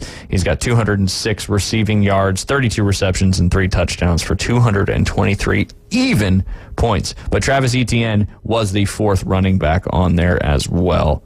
I like playing this game a little bit because you actually know what you're talking about. All right, let's jump to the wide receiver position. It's very close. Who has scored the most PPR fantasy points? A.J. Brown. A.J. Brown is number 5. Number 5. This is somebody who traded, again, I hate going back to the Bay Point League, but somebody gave me a straight-up trade, Devonta Smith, for this gentleman about week 3 or 4, and that really secured things for my trying to be like CeeDee Lamb. CeeDee Lamb with 245.7 points. He's now the all-time single-season receiving yards leader for the Dallas Cowboys, which is pretty crazy thinking about all the great wide receivers that the Cowboys have had. 1,651 total receiving yards. He's had 10 touchdowns. He averages 13.5 yards per reception. He had 168 targets and brought in 122 of those. You can definitely know who's number 2, even though he's missed a couple games. Dolphins. Oh, okay, Tyreek. Tyreek Hill. Sorry, I hate to keep putting you on the spot. Well, no, I'd rather be put on the spot than be told Dolphins. Like, that's easy. Yes, Tyreek. He's got 17 on the season, 12 touchdowns. Yeah, he's trying to. Man, if he wouldn't have got hurt, it would have been interesting to see how far he really would have went. Now they're still playing, for something against those Baltimore Ravens, trying to actually win they're trying to win the division. They're playing against the Bills. Yeah. Yep, we're playing against Bills. We'll talk about those. That game gets the division. Yep. We'll talk about these playoff scenarios here in just a little bit. Number 3 on that list, Baker Mayfield's top target. That's Mike Evans with 201.3 points. Dude, I almost said Amari Cooper because as soon as you said Baker Mayfield, I thought Browns. Browns, yeah. Man, I wonder if he was still on the Browns, if they'd be where they are now. No. I mean, look at all of what the Browns went through this year. Now, they did look good at times with P.J. Walker, and they did look good at times with DTR, but they have not looked this good at any point this year that like they have over the last 5 games with Joe Flacco. Yeah. Because they can rely on their defense, and they know that Joe Flacco can hit them on the deep ball, but he's not going to do a whole lot to turn the ball over, and that's kind of your difference in DTR, P.J. Walker, very young guys, even though we've seen P.J. Walker for a few years now. And then with Deshaun Watson, I mean, basically they're just paying him. Yeah. It's going to be interesting to see what happens with him. I mean, and that's what my whole point was. This is my issue with guaranteed money is like, Look, you can guarantee for a season or whatever, but when you start guaranteeing long money down the line, so much can happen. And it's a dangerous position to do that with, but it's also the position that you have to do that with. Yeah. You know what I mean? That you want to lock up. But if anything is showing anything, you're on your fourth quarterback here. You look at the 49ers from last year, like, can we get off of this? You got to have your franchise quarterback. I mean, it worked great for the Patriots, but it's just like, I mean, yes, the franchise quarterback is extremely important, but we're seeing it just, we're stop guaranteeing money. Yeah, and well, just build a team from the trenches out. Yeah, absolutely. And when you get a quarterback, not to refer to the Niners, but the Niners obviously have their quarterback now who's very inexpensive. That'll have to change at some point. But now with their draft picks, they can bolster up those trenches. Right. They can bolster up those offensive lines and all that stuff. And that's kind of what the Browns have done over the last 2 or 3 years. And obviously, do you think Deshaun Watson's the quarterback, going forward because of the money situation? 100%. Or you think the ownership just says, forget it, take your money and go? And the other thing, it's like, you want to be right? When you spend that much money and you make that much of a deal about a certain individual, you want to be right on that. So not only is it like the money that they're spending, but they also want to know that they didn't just make the worst deal, one of the worst deals of all time in NFL history. You mean like when the Niners traded up for Trey Lance? And then they ate it and he left, and it is what it is. It's behind him. I mean, they could have took Mac Jones at that position and would anything. I mean, you know what I mean? Looks like it worked out well for the 49ers in that. And a lot of things had to happen. A lot of injuries. Yep. But it'd be interesting to see next year, Deshaun Watson's the starting quarterback and they're just not doing great. Like, what if they go 2-5 or something like that? Then what happens? I guess you got to make a call to Joe Flacco again. Yeah, Joe. Keep Joe. Whoever is going to be that ousted quarterback, Russell Wilson. Yep. It's just, man, it's just wild. Because with how much success they've had. I mean, say they win their first playoff game and they lose in the wild card or the divisional round. That's a huge, great success for the Cleveland Browns. So that's now going to be their bar going forward. And if Deshaun Watson's not the guy that can get him there, those Cleveland fans will go nuts over that kind of stuff. They will, but they've been going nuts for a long time and not much has changed. Yeah, that's true. That's true. There is that. I mean, I think I look to the Lions and I look what Dan Campbell has been able to do with them. And Stefanski has kind of done the same thing with the Browns in a much quieter situation with a lot more loud outside circumstances, mainly the Deshaun Watson signing and everything. You got to have that confident head coach. And, Stefanski is changing things around there. And they get Nick Chubb back next year. You get Chubb. That's another thing is Jerome Ford and this other guy. Yeah, they're dealing with a ton of injuries and keeping it going. And it reminds me, when the Tennessee Titans were the number 1 seed, they had injuries out the wazoo, and it didn't help them in the playoffs by any stretch of the imagination. But when you've got that core and you've got that culture, there's things you can do as the brotherhood. I.e. Michigan in college football. They say that every single time, and at some point you can look at them and be like, oh, well, you're just saying that, but they're living it. Yeah, they're living the reality. Motivation comes in many, many different ways, and sometimes, us against the world is a very, very powerful motivation. But the Browns have had, but it just goes to show you in the NFL, you can have a stellar defense, and that's going to help you win football games and keep you in that spot. Because if I'm not mistaken, I think I got it right here, maybe. Yeah, the Cleveland Browns are the number 1 yards allowed defense in the league at 266.6. So there you go. A lot of sixes in that one. But yes, jumping back to that fantasy football, a couple interesting names. I'm just going to live in the top 10. Puka Nacua, obviously, he came on crazy. He's a rookie, right? Yeah. If he's not a rookie, I ain't never heard of him before. Yeah, exactly. I'm pretty sure he is, and he should be in that conversation as well. I know C.J. Stroud's likely to get the offensive rookie of the year, but Puka Nacua, if you picked him up early in the season, he's got 1,445 yards, 5 receiving touchdowns. He's at 154 targets for 101 receptions, number 7 leading all wide receivers in PPR fantasy points through week 17. Number 8 and 9, you got 2 San Francisco 49ers there. You got Deebo Samuel and Brandon Ayuk rounding out those 2 spots, with Brandon Ayuk going over 1,300 yards for the first time in his career. Deebo Samuel obviously adds that rushing aspect in there. He's only had 871 receiving yards, 7 receiving touchdowns, but has also rushed 36 times for 214 yards and, 5 rushing touchdowns. The reason why I'm going through all this, because if you're paying attention next year, it's a long way away. We'll be here for your draft. But yeah, these are some of the names you want to remember going into your draft next year. Keenan Allen, despite the situation and the low offensive production out there by the Chargers, he's went for 1,243 yards, 7 touchdowns there. Has a couple rushing yards as well. But Jamar Chase, DK Metcalf, Stephon Diggs, and Amari Cooper's resurgence. Nico Collins, another name there, rounding out the top 15 in that one. But what about? All right, we do have a caller on the line. Brett, how are you doing today? Good. It's Brad with a D. Oh, sorry, Brad. How are you, Brad? I'm good, man. Excellent. Love the show. We appreciate that. We appreciate you calling, because we don't get a ton of calls in this lunch hour. But anytime somebody calls, it makes our jobs a little bit easier. Yeah, I do sales, so I'm in the car all day. I listen to you all the time. We appreciate that. Well, what you got for us today? Well, yeah, I just heard you talking about the Browns a little bit, which, growing up a Browns fan, we don't get a lot of talk outside of Cleveland about our team. So, I just wanted to call in. And, I heard you mention something about Baker. Yeah. If they would still be the same with him on the team. And, there's huge mixed feelings in Cleveland, about Baker. If you go on the message boards, there's like drag-out fights about whether we should have kept Baker. Yeah. Now Baker was Manziel before Baker? Yes. David. Yeah. There's been so many. Yeah.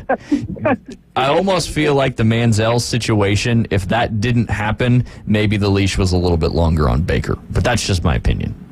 Yeah. And I've got mixed feelings. I will tell you this. If you watch the tail end of Baker's career, and this was probably his biggest issue in Cleveland, and the root of the cause, I think, is up for debate, but the amount of balls that Baker had batted down, specifically in the AFC North games, at the line of scrimmage, started to become a huge problem. If you go back and watch that last game Baker ever played against the Pittsburgh Steelers, T.J. Watt just fed on him. Gotcha. I mean, he was on the ground the whole game. The ball was getting batted down at the line every other pass.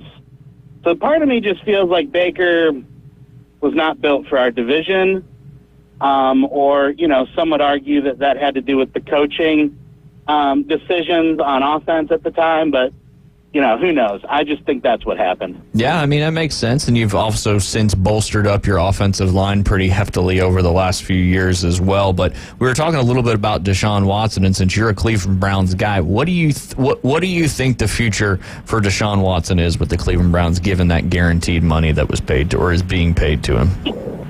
Well, being that Deshaun was given guaranteed money, it's really up to him.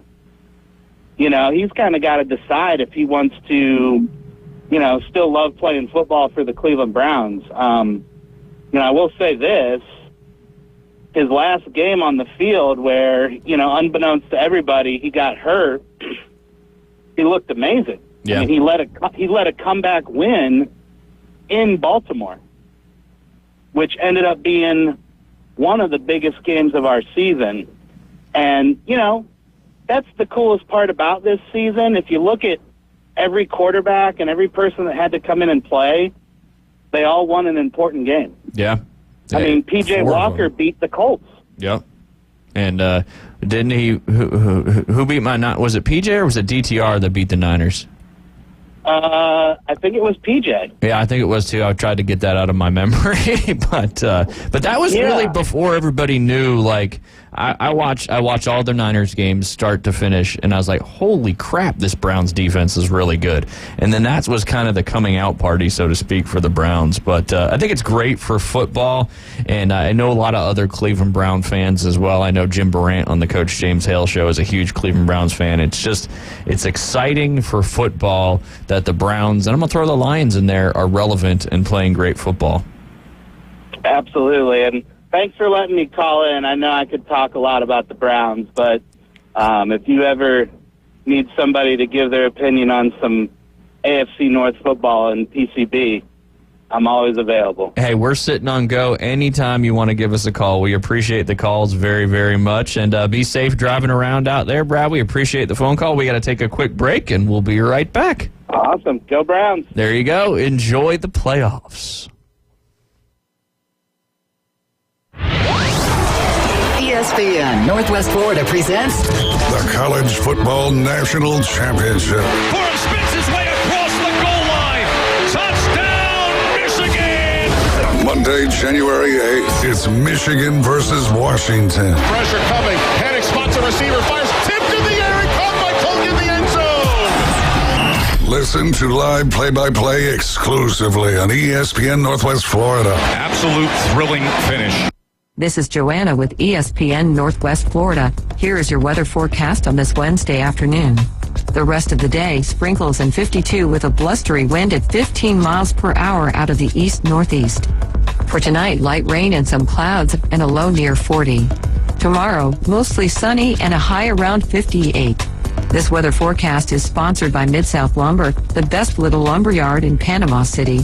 Thank you for tuning into ESPN Northwest Florida. Rely on it. Hey there, folks. Looking for a place that feels like home right in the heart of Panama City? Well, look no further than Charlie Corm's place at their new location on 15th Street. Charlie Corm's is not just a place, it's an experience. Imagine cozy corners, friendly faces, and the aroma of delicious dishes that'll make your taste buds dance. From sunrise breakfast to late night bites, Charlie Corm's on 15th Street has it all. Charlie Corm's place on 15th Street is now offering exclusive weekday lunch specials. Visit Charlie Corm's place on 15th Street. Look for the giant mural. Hello, this is Rick Vossen with RV of Panama City, your local Stormore portable building dealer, located at 2241 East Baldwin Road. Shopping for a garage, portable building, cabin? We build them anywhere from 8 to 16 foot wide, 10 feet to 60 feet long. We can do insulation, electricity, transom dormers, thermal windows. Come, let's customize a building together. Rick Vossen, Stormore Portable Building Dealer, Panama City. The only place to get sports betting coverage on the radio. Is this legal? Broadcasting from the Bill Kramer Chevrolet Buick GMC and Kramer Marine Outdoor Studios. It's the Inside Drive with Ryan Mulvey on ESPN Northwest Florida.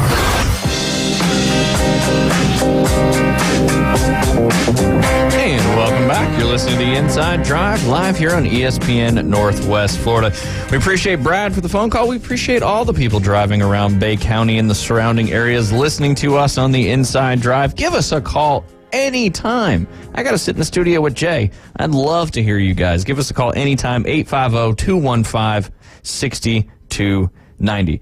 Talking a little bit more about stats, and then as my brain works, I bounce around all over the place, and I want to talk a little bit with David about the NHL Winter Classics, because he's actually been to one of the NHL Winter Classics in some of the Stadium Series, but still it was outdoors. Yeah, still the same thing, outdoor hockey game, which is the good old days. Nothing better than playing on a brand new frozen sheet of ice on a pond in the Northeast. But yes, the Cleveland Browns are the number one defensive yards allowed team in the league, followed by the Kansas City Chiefs. This one's surprising. Number 3 in the entire league in total yards allowed defensively is the Carolina Panthers. I would have never, ever, ever thought that one. Followed up by the Baltimore Wait, what did you say about the Carolina Panthers? They are 3rd in the league in defensive fantasy points. No. Just in NFL. Okay. Yeah. Like yards or total yards allowed. Okay, gotcha. Yep. They're 3rd best in the league in yards allowed per game. Wow. Which apparently doesn't correlate to a lot of wins. Well, because you got to score touchdowns. You got to score touchdowns. Yeah. There's a lot of issues over there with the Carolina Panthers, and it starts at the top there. Yeah. At the no doubt. The tepper up the top. He's $300,000 poorer after his little drink outburst he had this past weekend against the Jacksonville Jaguars. I wonder if those outbursts will be stopping anytime soon. I don't know. Some of these guys, I mean, he's been in trouble before for some other things, and not just his poor team performance. I think he's fired 3 coaches in the last however many years, 3 interim coaches. I don't know. Some of these owners just seem to get in the way, and he might be taking the past torch from former Washington Commanders owner Daniel Snyder, who's no longer the owner of the team. Might have passed the worst owner in the league over there to the Carolina Panthers owner, Dave Tepper. We do have another phone call on the line. Is our good friend Travis. Travis, how are you doing on this little cool and drizzly Wednesday here in the new year? Doing good. How about y'all? We're doing great. Hopefully Jay's setting up for his junior putting contest thing he's going to do inside the golf shop. But what do you got for us today? Your New Orleans Saints still got a chance to clinch the division. Yeah. I hope they don't. Hope they don't. I think Atlanta Falcons fans have that same sentiment for that reason. When your coach that you don't want there anymore makes the playoffs, it's just that little extra that lets them stay. I don't know. Just let the Bucs go because it seems like that's what they want, and they're okay with it. Yeah. Falcons and the Saints would rather just stay behind and risk it all. Because honestly, nobody's going to win. None of these teams are going all the way to the Super Bowl. That would be very surprising. Yeah. 100,000 people you will hear a gasp all throughout the world if one of them does. Stranger things have happened. But yes, your New Orleans Saints would have to win in order to clinch that NFC South title, or a win plus a Tampa Bay loss or tie, or a New Orleans tie plus a Tampa Bay loss. So still, there's. And then you can take care of business. There's one where the Bucs got to win, or the Bucs win, or maybe it's Saints lose, and Seattle loses and Green Bay loses. Yes, yeah. New Orleans wins plus a Seattle loss or tie plus a Green Bay loss or tie, or they could do a New Orleans tie plus a Seattle and Green Bay loss. A lot of different scenarios there, but go ahead. Sorry. Most of them are like improbable completely. Well, all you got to do is win. That takes care of the first one. But I actually have a totally off the topic question, and it was about something y'all were talking about a couple days ago, and I called in, and then I got caught up and wasn't able to follow through with it. Yeah. But y'all were talking about hockey. Yes. And I have a question that I have not found anybody that has played hockey, or I don't know anybody that likes hockey or anything or watches it like that. Are they allowed to fight? They are allowed to fight, yes. It is typically a 5-minute major penalty, and usually both players are off the ice for that 5 minutes. They don't reduce the number of players unless it's typically 2-minute penalties. But you can also get some other penalties depending on, game misconducts and all that. But yeah, fighting is a lot less prevalent in the NHL than it used to be back in the day, simply because, in my opinion, there is a lot more skill and talent, just like any other professional sport. The NFL's got more skill and talent. All these pro sports have more skill and talent than they had 30 years ago. And so the fighting isn't as prevalent. Where it plays a role is momentum changes. A team can get down by 2 or 3 goals, and they need a spark in momentum. So they usually got a couple guys on the team that are known as their enforcers. Again, you don't see it as much mid-90s hockey. It was brutal. Also, you can't hit the same way you used to be able to hit back in the day either. But yeah, they would use it as somebody go out there, they try to instigate somebody to get in a fight, and then that can potentially change the momentum. But yes, my really long-winded answer on your question, you are allowed to fight in hockey. That's crazy. Considering that you've got, blades on the bottom of your feet, I feel like fighting in there, if we're talking about safety, would be just a horrible horrible. Could turn out very badly. Well, the thing about the fights is where I was referencing earlier today with Jay, the linesmen and the referees and their roles. So when a fight happens, once they get kind of scrummed up and as soon as they fall, the linesmen jump in there and separate guys. It's kind of the rule of fighting. Once somebody gets taken down, usually that's when the fight ends because it's like a one-on-one kind of thing. Now, there are big tussles and stuff like that where, if a goalie gets hit by a player, everybody always protects the goalie, kind of like your linemen protect the quarterback when he gets hit inappropriately. So those are a little different situations. It's funny you say that skate blade thing. It happened in David, was it in a Russian hockey? It was in some... It was over there in England. England Hockey League, a former... Oh, yeah, the guy who passed away. But now that, they were saying, I haven't researched it since then, but it kind of could have been a malicious actual attempt to kick the guy with his skate blade. But as well, the video looked like. Have you seen the video? Oh yeah, it definitely looked like that for sure. And I played hockey for a long time, and the blades are prevalent, but they don't get up there very often at all. If so, you would see the leg flailing. Yeah. You know what I mean? That was a controlled, almost like a cartwheel kind of action going on like there. a roundhouse kick with an ice skate on. Yeah, but that's why, when we were growing up playing youth hockey and high school hockey, we had to wear neck guards. You had to have something to protect your neck. There was a goalie that got his throat slit a while back, too. Like, this was old. I know I've seen a video of it, and he actually lived, but... It doesn't happen very often because it's such despite you've got two skates on, it's just the perfect scenario has to happen. Because even your skate blade, like if you were just to take your skate and push it against your hand, it's not going to cut you or do anything. You have to be sliding that skate blade because it's actually, I've said it before on the show, it's a convexed blade where you've actually got two edges on each outside of that blade. But yeah, good question about the hockey stuff. I was actually going to reference the Winter Classics. So your timing there with hockey was good.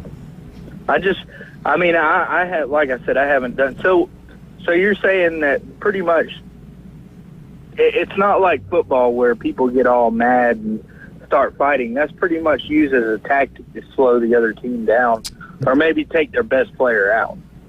Typically. Now, like I said, with the scrums where like something happens, a lot of fights will occur when somebody doesn't back off the goalie or keeps trying to push a puck in or hits a goalie because the players protect their goalies more so than anything. And then sometimes now there has been in like the late 90s, early 2000s, the Mike Vernon, Patrick Waugh fight. Whenever you have a goalie fight, that's when it gets pretty awesome. Yeah. They come out to center ice, drop their blockers, and it's intense. It's always been part of the game.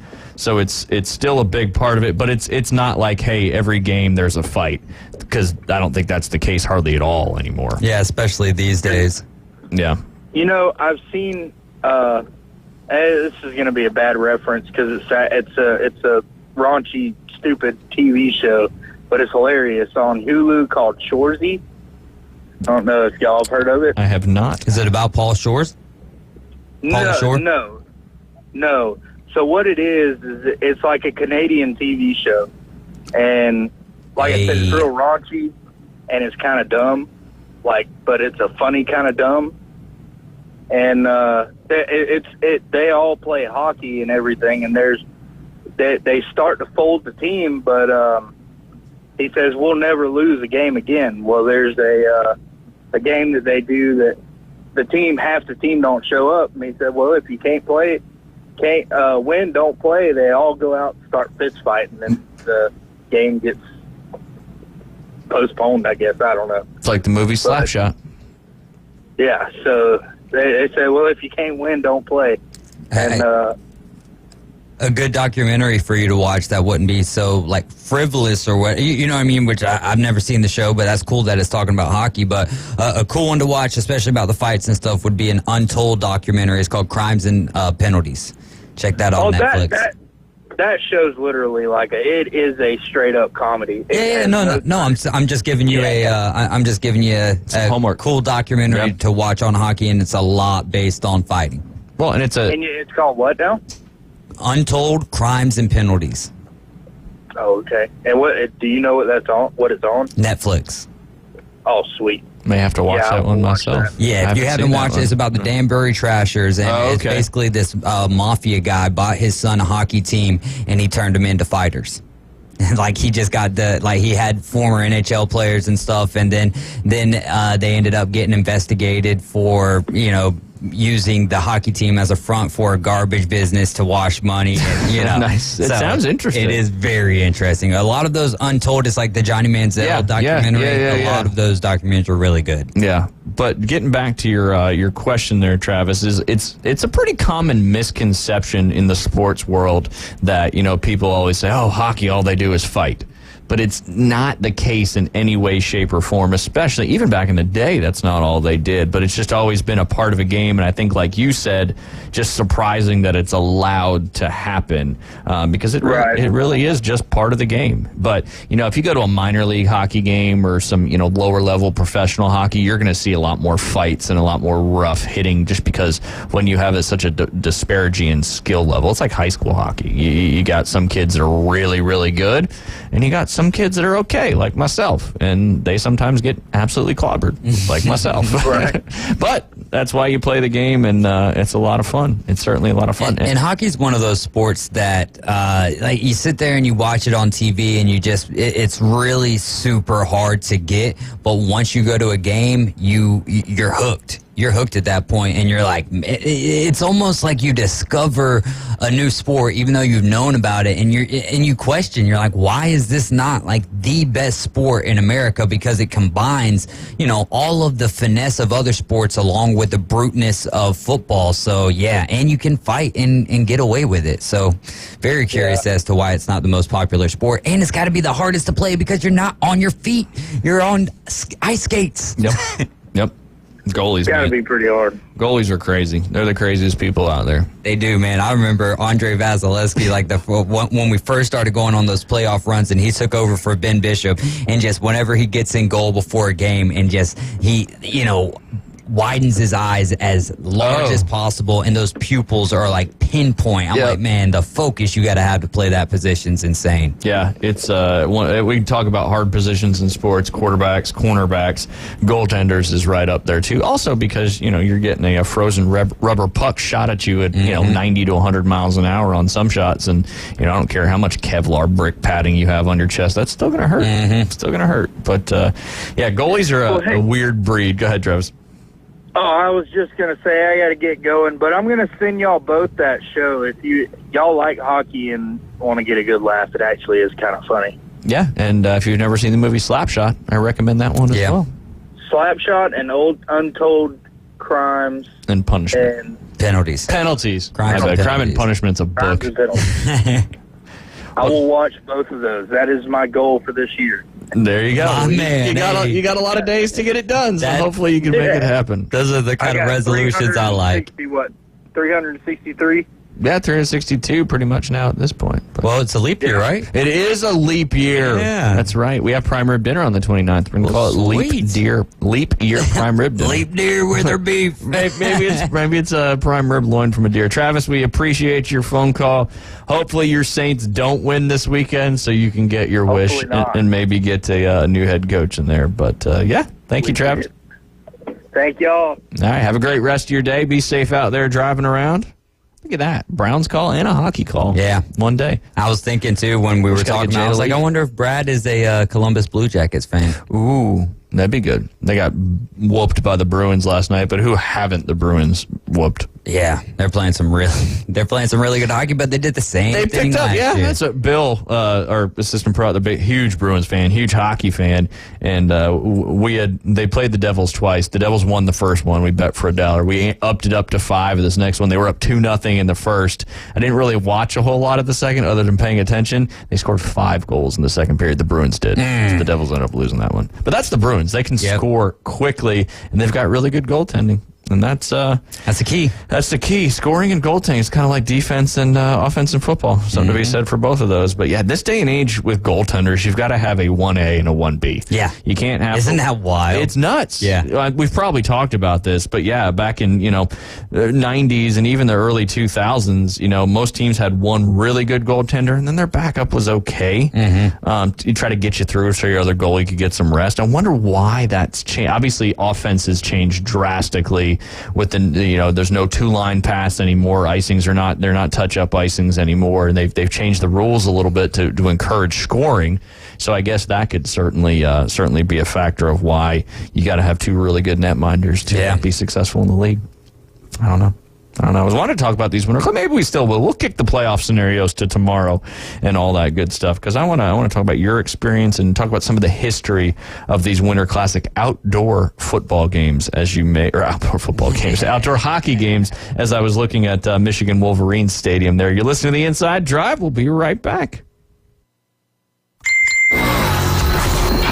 Take ESPN Northwest Florida with you everywhere you go.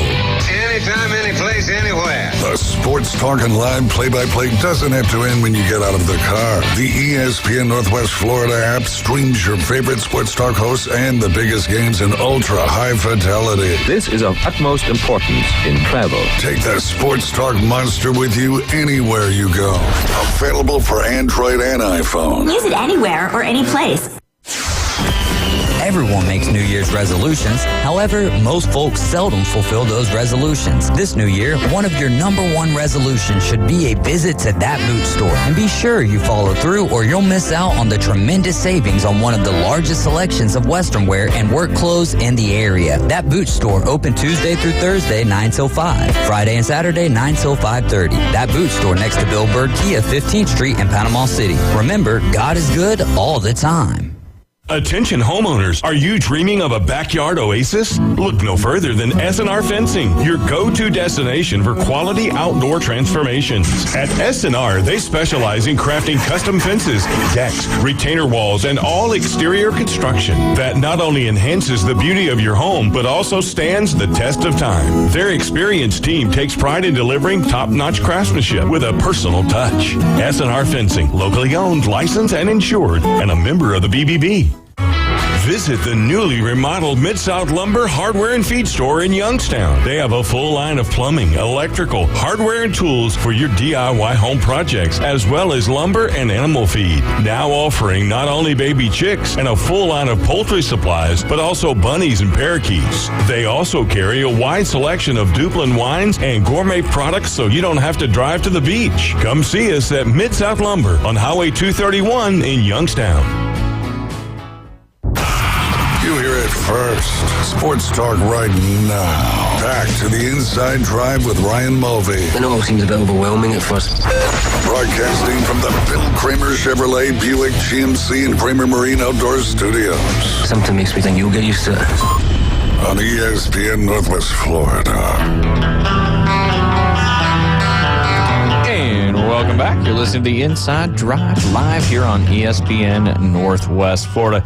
Got to give a shout out to my beautiful bride, Beth Mulvey, and her company, Beach House Sales and Development. Had a great 2023. Looking forward to an even better 2024. Experts in the real estate field know what they're doing, know how to get all these crazy deals closed, because there's, people not buying as much as they, people are still buying. There's investments going on. Panama City Beach, one of the hottest markets still in the country. So give Beach House Sales Development a shout if you are looking to buy, sell, or just learn a little bit about what your property may be worth. Give them a call. Beach House Sales Development.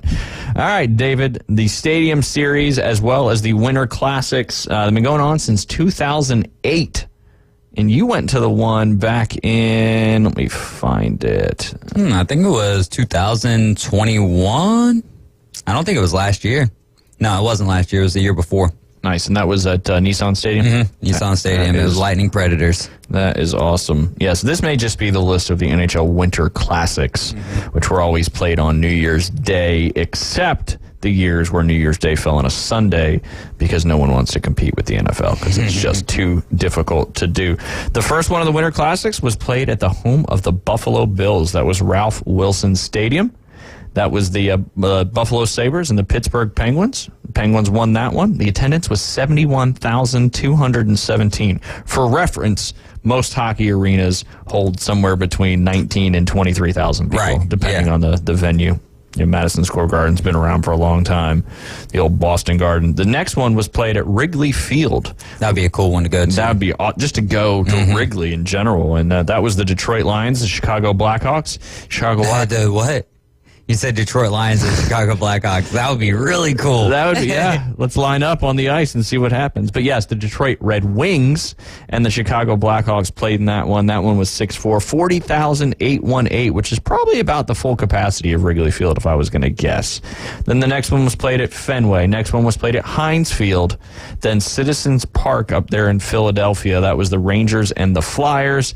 And then the really cool one that I wanted to mention, the first year it was supposed to be done in 2013, but back in 2013 there was an NHL lockout, which has happened a few times. So that got postponed to 2014. That was at Michigan Stadium up there in Ann Arbor. It was the Toronto Maple Leafs versus the Detroit Red Wings. The fans there got a long game that ended in a shootout that the Maple Leafs won 3-2. The attendance in that one, 105,491 people attending an outdoor hockey game. That's like 4,000 more than's normally at the Big House. Yeah. Well, they probably added some in there because they could get some close. But how was it watching the game? Was it tough to see what was going on? So I'm a person who's like, whatever the cheapest I can to get in the door is, and then we'll figure it out from there. You know what I mean? But I wanted to, being that this was a once in a lifetime opportunity, bucket list for sure. Watching my hockey team in my NFL team stadium. I went ahead and got pretty good seats. I think we were like 5 rows up or so. Wow. Yeah, but you're still at that point. Yeah, you're still like far from 50 the ice, yards away from the ice at that point. So, here's what I'll say about it. Really, really cool experience. If you've never been to a hockey game, don't waste your money. Yeah. Unless you're just really wanting to go hang out with your buddies or whatever, it's a really cool experience.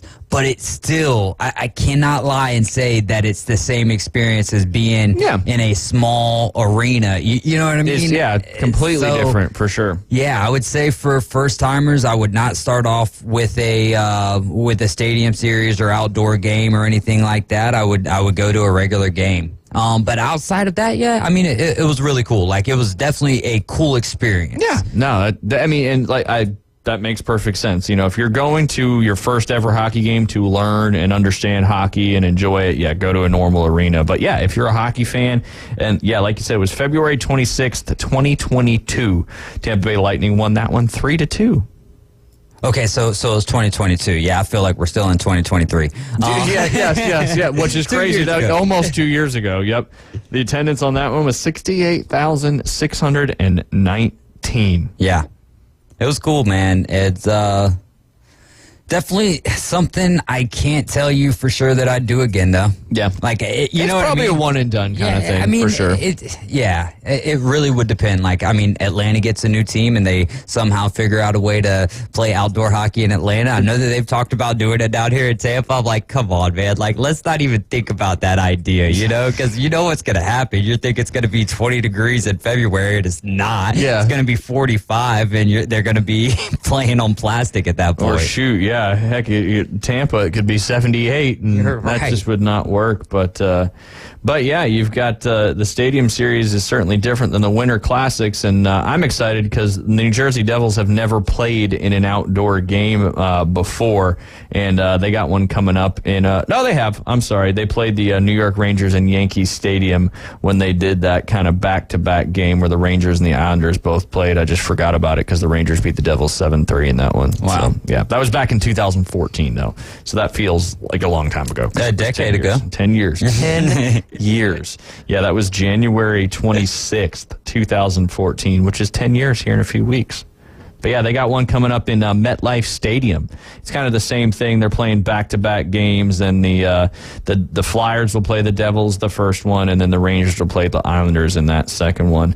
And maybe we can get my guy Al Carl on before then to talk a little bit about that coming up, as well as he is the lead ice technician up there at where the New York Islanders play. Oh, there we go. We could ask a lead ice technician about what it would take to have an outdoor hocky game in Florida. He's going to say, you can't. He's gonna say, don't do it. I'm not lying when I said I've read articles on this. That. I'm like, I don't know if y'all have ever been down to Tampa or St. Pete area around this time of the year, man. That would be tough to do.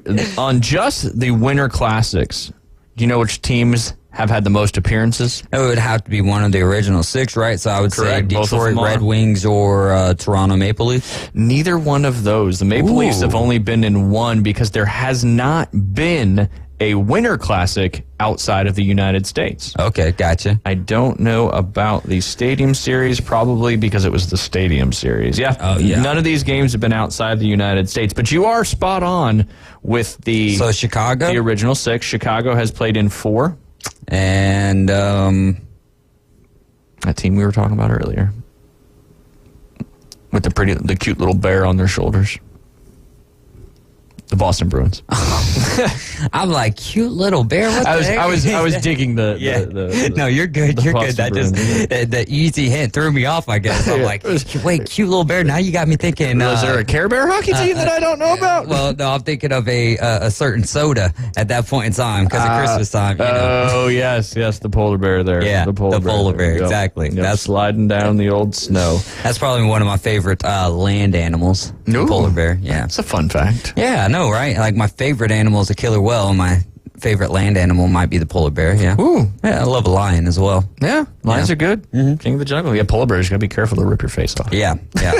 I don't think I have any intentions of messing around with any bears. Not even the Chicago Bears. Yeah, no, that's probably a good idea. But yes, the Bruins have 4 appearances in the Winter Classics. They've won 3 and lost 1. And the Chicago Blackhawks have had 4. And they've got a goose egg in that win total. They're 0-4 in the Winter Classics, followed by the Pittsburgh Penguins, who have played in 3, and then you got a half a dozen teams that have played in 2, and about a half a dozen teams that have played in 1. Most recently, the two of the newest teams in the league, the Seattle Kraken and the Vegas Knights, both played a couple days ago. We mentioned that, and the Vegas Knights don't ever want to play outdoors again because they win a lot of football games, a lot of hockey games, but not ones outdoor. As the Kraken are 1-0 in that one.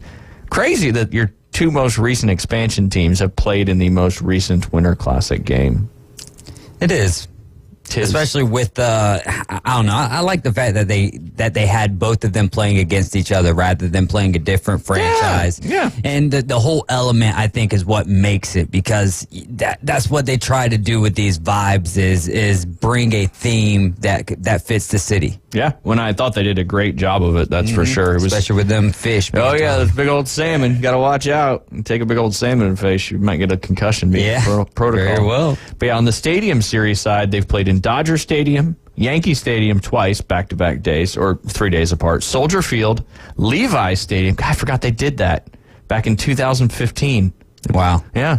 That must have been tough to keep that. I mean, February 21st, but still. I mean, that's Santa Clara, California. It's not cold by any means. That's the Kings and the Sharks. They played at TCF Bank Stadium. That's the home of the Minnesota Golden Gophers there. They played at Coors Field, Heinz Field, which is obviously not Heinz Field anymore. Acrisure Stadium. They've also played at the Navy Marine Corps Memorial Stadium there in Annapolis, Maryland. You had the Maple Leafs and the Capitals. They played Lincoln Financial Field, Falcon Stadium, which is not the Atlanta Falcons. It's the Air Force Falcons. That was the Los Angeles Kings versus the Colorado Avalanche. Nissan Stadium, which David Hayes went to, and the Lightning got the dub for him. What was the score? Was it 3-2? A 3-2, yeah. 3-2 looks like a great hockey game. It was a great hockey game, and that's another cool thing about those Stadium Series is the jerseys that they wear. Yeah. And so the helmets were kind of football helmet-esque, where the logo is just extra large. Gotcha. So you can see it. Oh yeah, you can see it very well. Now those Stadium Series jerseys and the Winter Classic jerseys are very cool and unique. Mm-hmm. That's another good point of this. And then they played last year. You had the Capitals at the Hurricanes playing at the home of NC State, the Carter Finley Stadium. And then, as I mentioned, MetLife Stadium will get its first Winter Classic or Stadium Series coming up here at the end of November. I saw some videos and pictures from the Winter Classic game between Seattle and Vegas, and it looked like they were even further, the way that they had their stadium set up, that they were even further than what we were in Nashville. Well, and that's hard. I think you can, with a baseball stadium, you're going to have parts that are really far away because they usually do it kind of in the diamond, right? Kind of perpendicular to the oval rink, kind of goes stretching from third base to first base and beyond. But it also shows you how big a baseball field and a football field is compared to a hockey rink. Yep. But yeah, it's cool. It was good. I think it's, I don't want to say it's running its course, but it's been going on for a long time. It's really one of the only, they did the what was that? The Nebraska, I forget who they played, but they did that women's volleyball game outdoors. Oh, Wisconsin. Yes, they played Wisconsin. Yep. Yeah.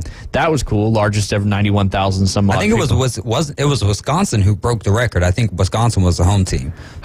You could be right, but for some reason Nebraska rings a bell in that one for me, that they were the home team in that one.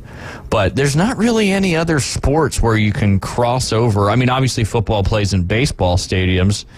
They do that for a couple of the bowl games, and back in the day, Candlestick. Yeah, it's Nebraska. Okay. 91,000-ish people? 92,000. Shoo! I mean, and that's, that's hard to play volleyball. I mean, you can't really play basketball outdoors. I mean, you can, but you're going to deal with the elements. And I wonder what would have happened had it been like a really windy day during that game, if that would have affected the playing of the game. Well, I imagine that it would. Yeah, but would they have still played it? Oh. I think once you're committed at that point. Right. And that's what makes, hockey really one of the only sports that you can cross over and play in other stadiums because, the weather can be windy, but in most of these places you may get a little... And they've played many a Winter Classics and many a Stadium Series in snow where they've had to, shovel the ice during the game and... outdoor hockey, that's where it all forms. It's kind of like golf in Scotland, like Jay always says. You play on the sandy greens, drink your fifth of scotch, 1 shot per hole, 18 shots in a bottle of scotch. But I don't think you can't play basketball outside.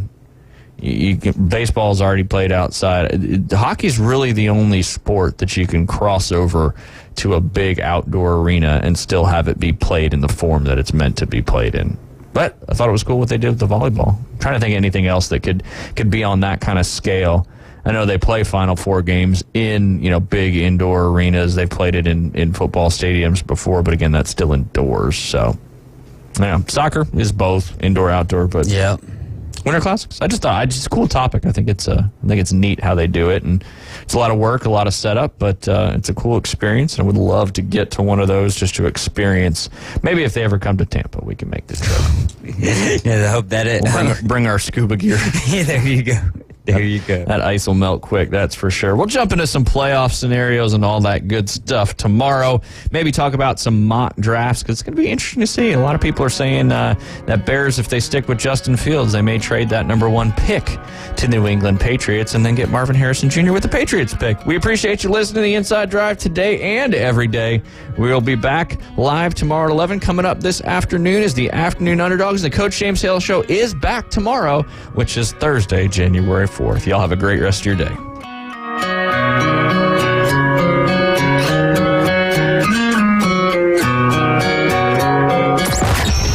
next evolution in sports talk radio. We're back! On 104.3 ESPN Northwest Florida. The Afternoon Underdog. Hello.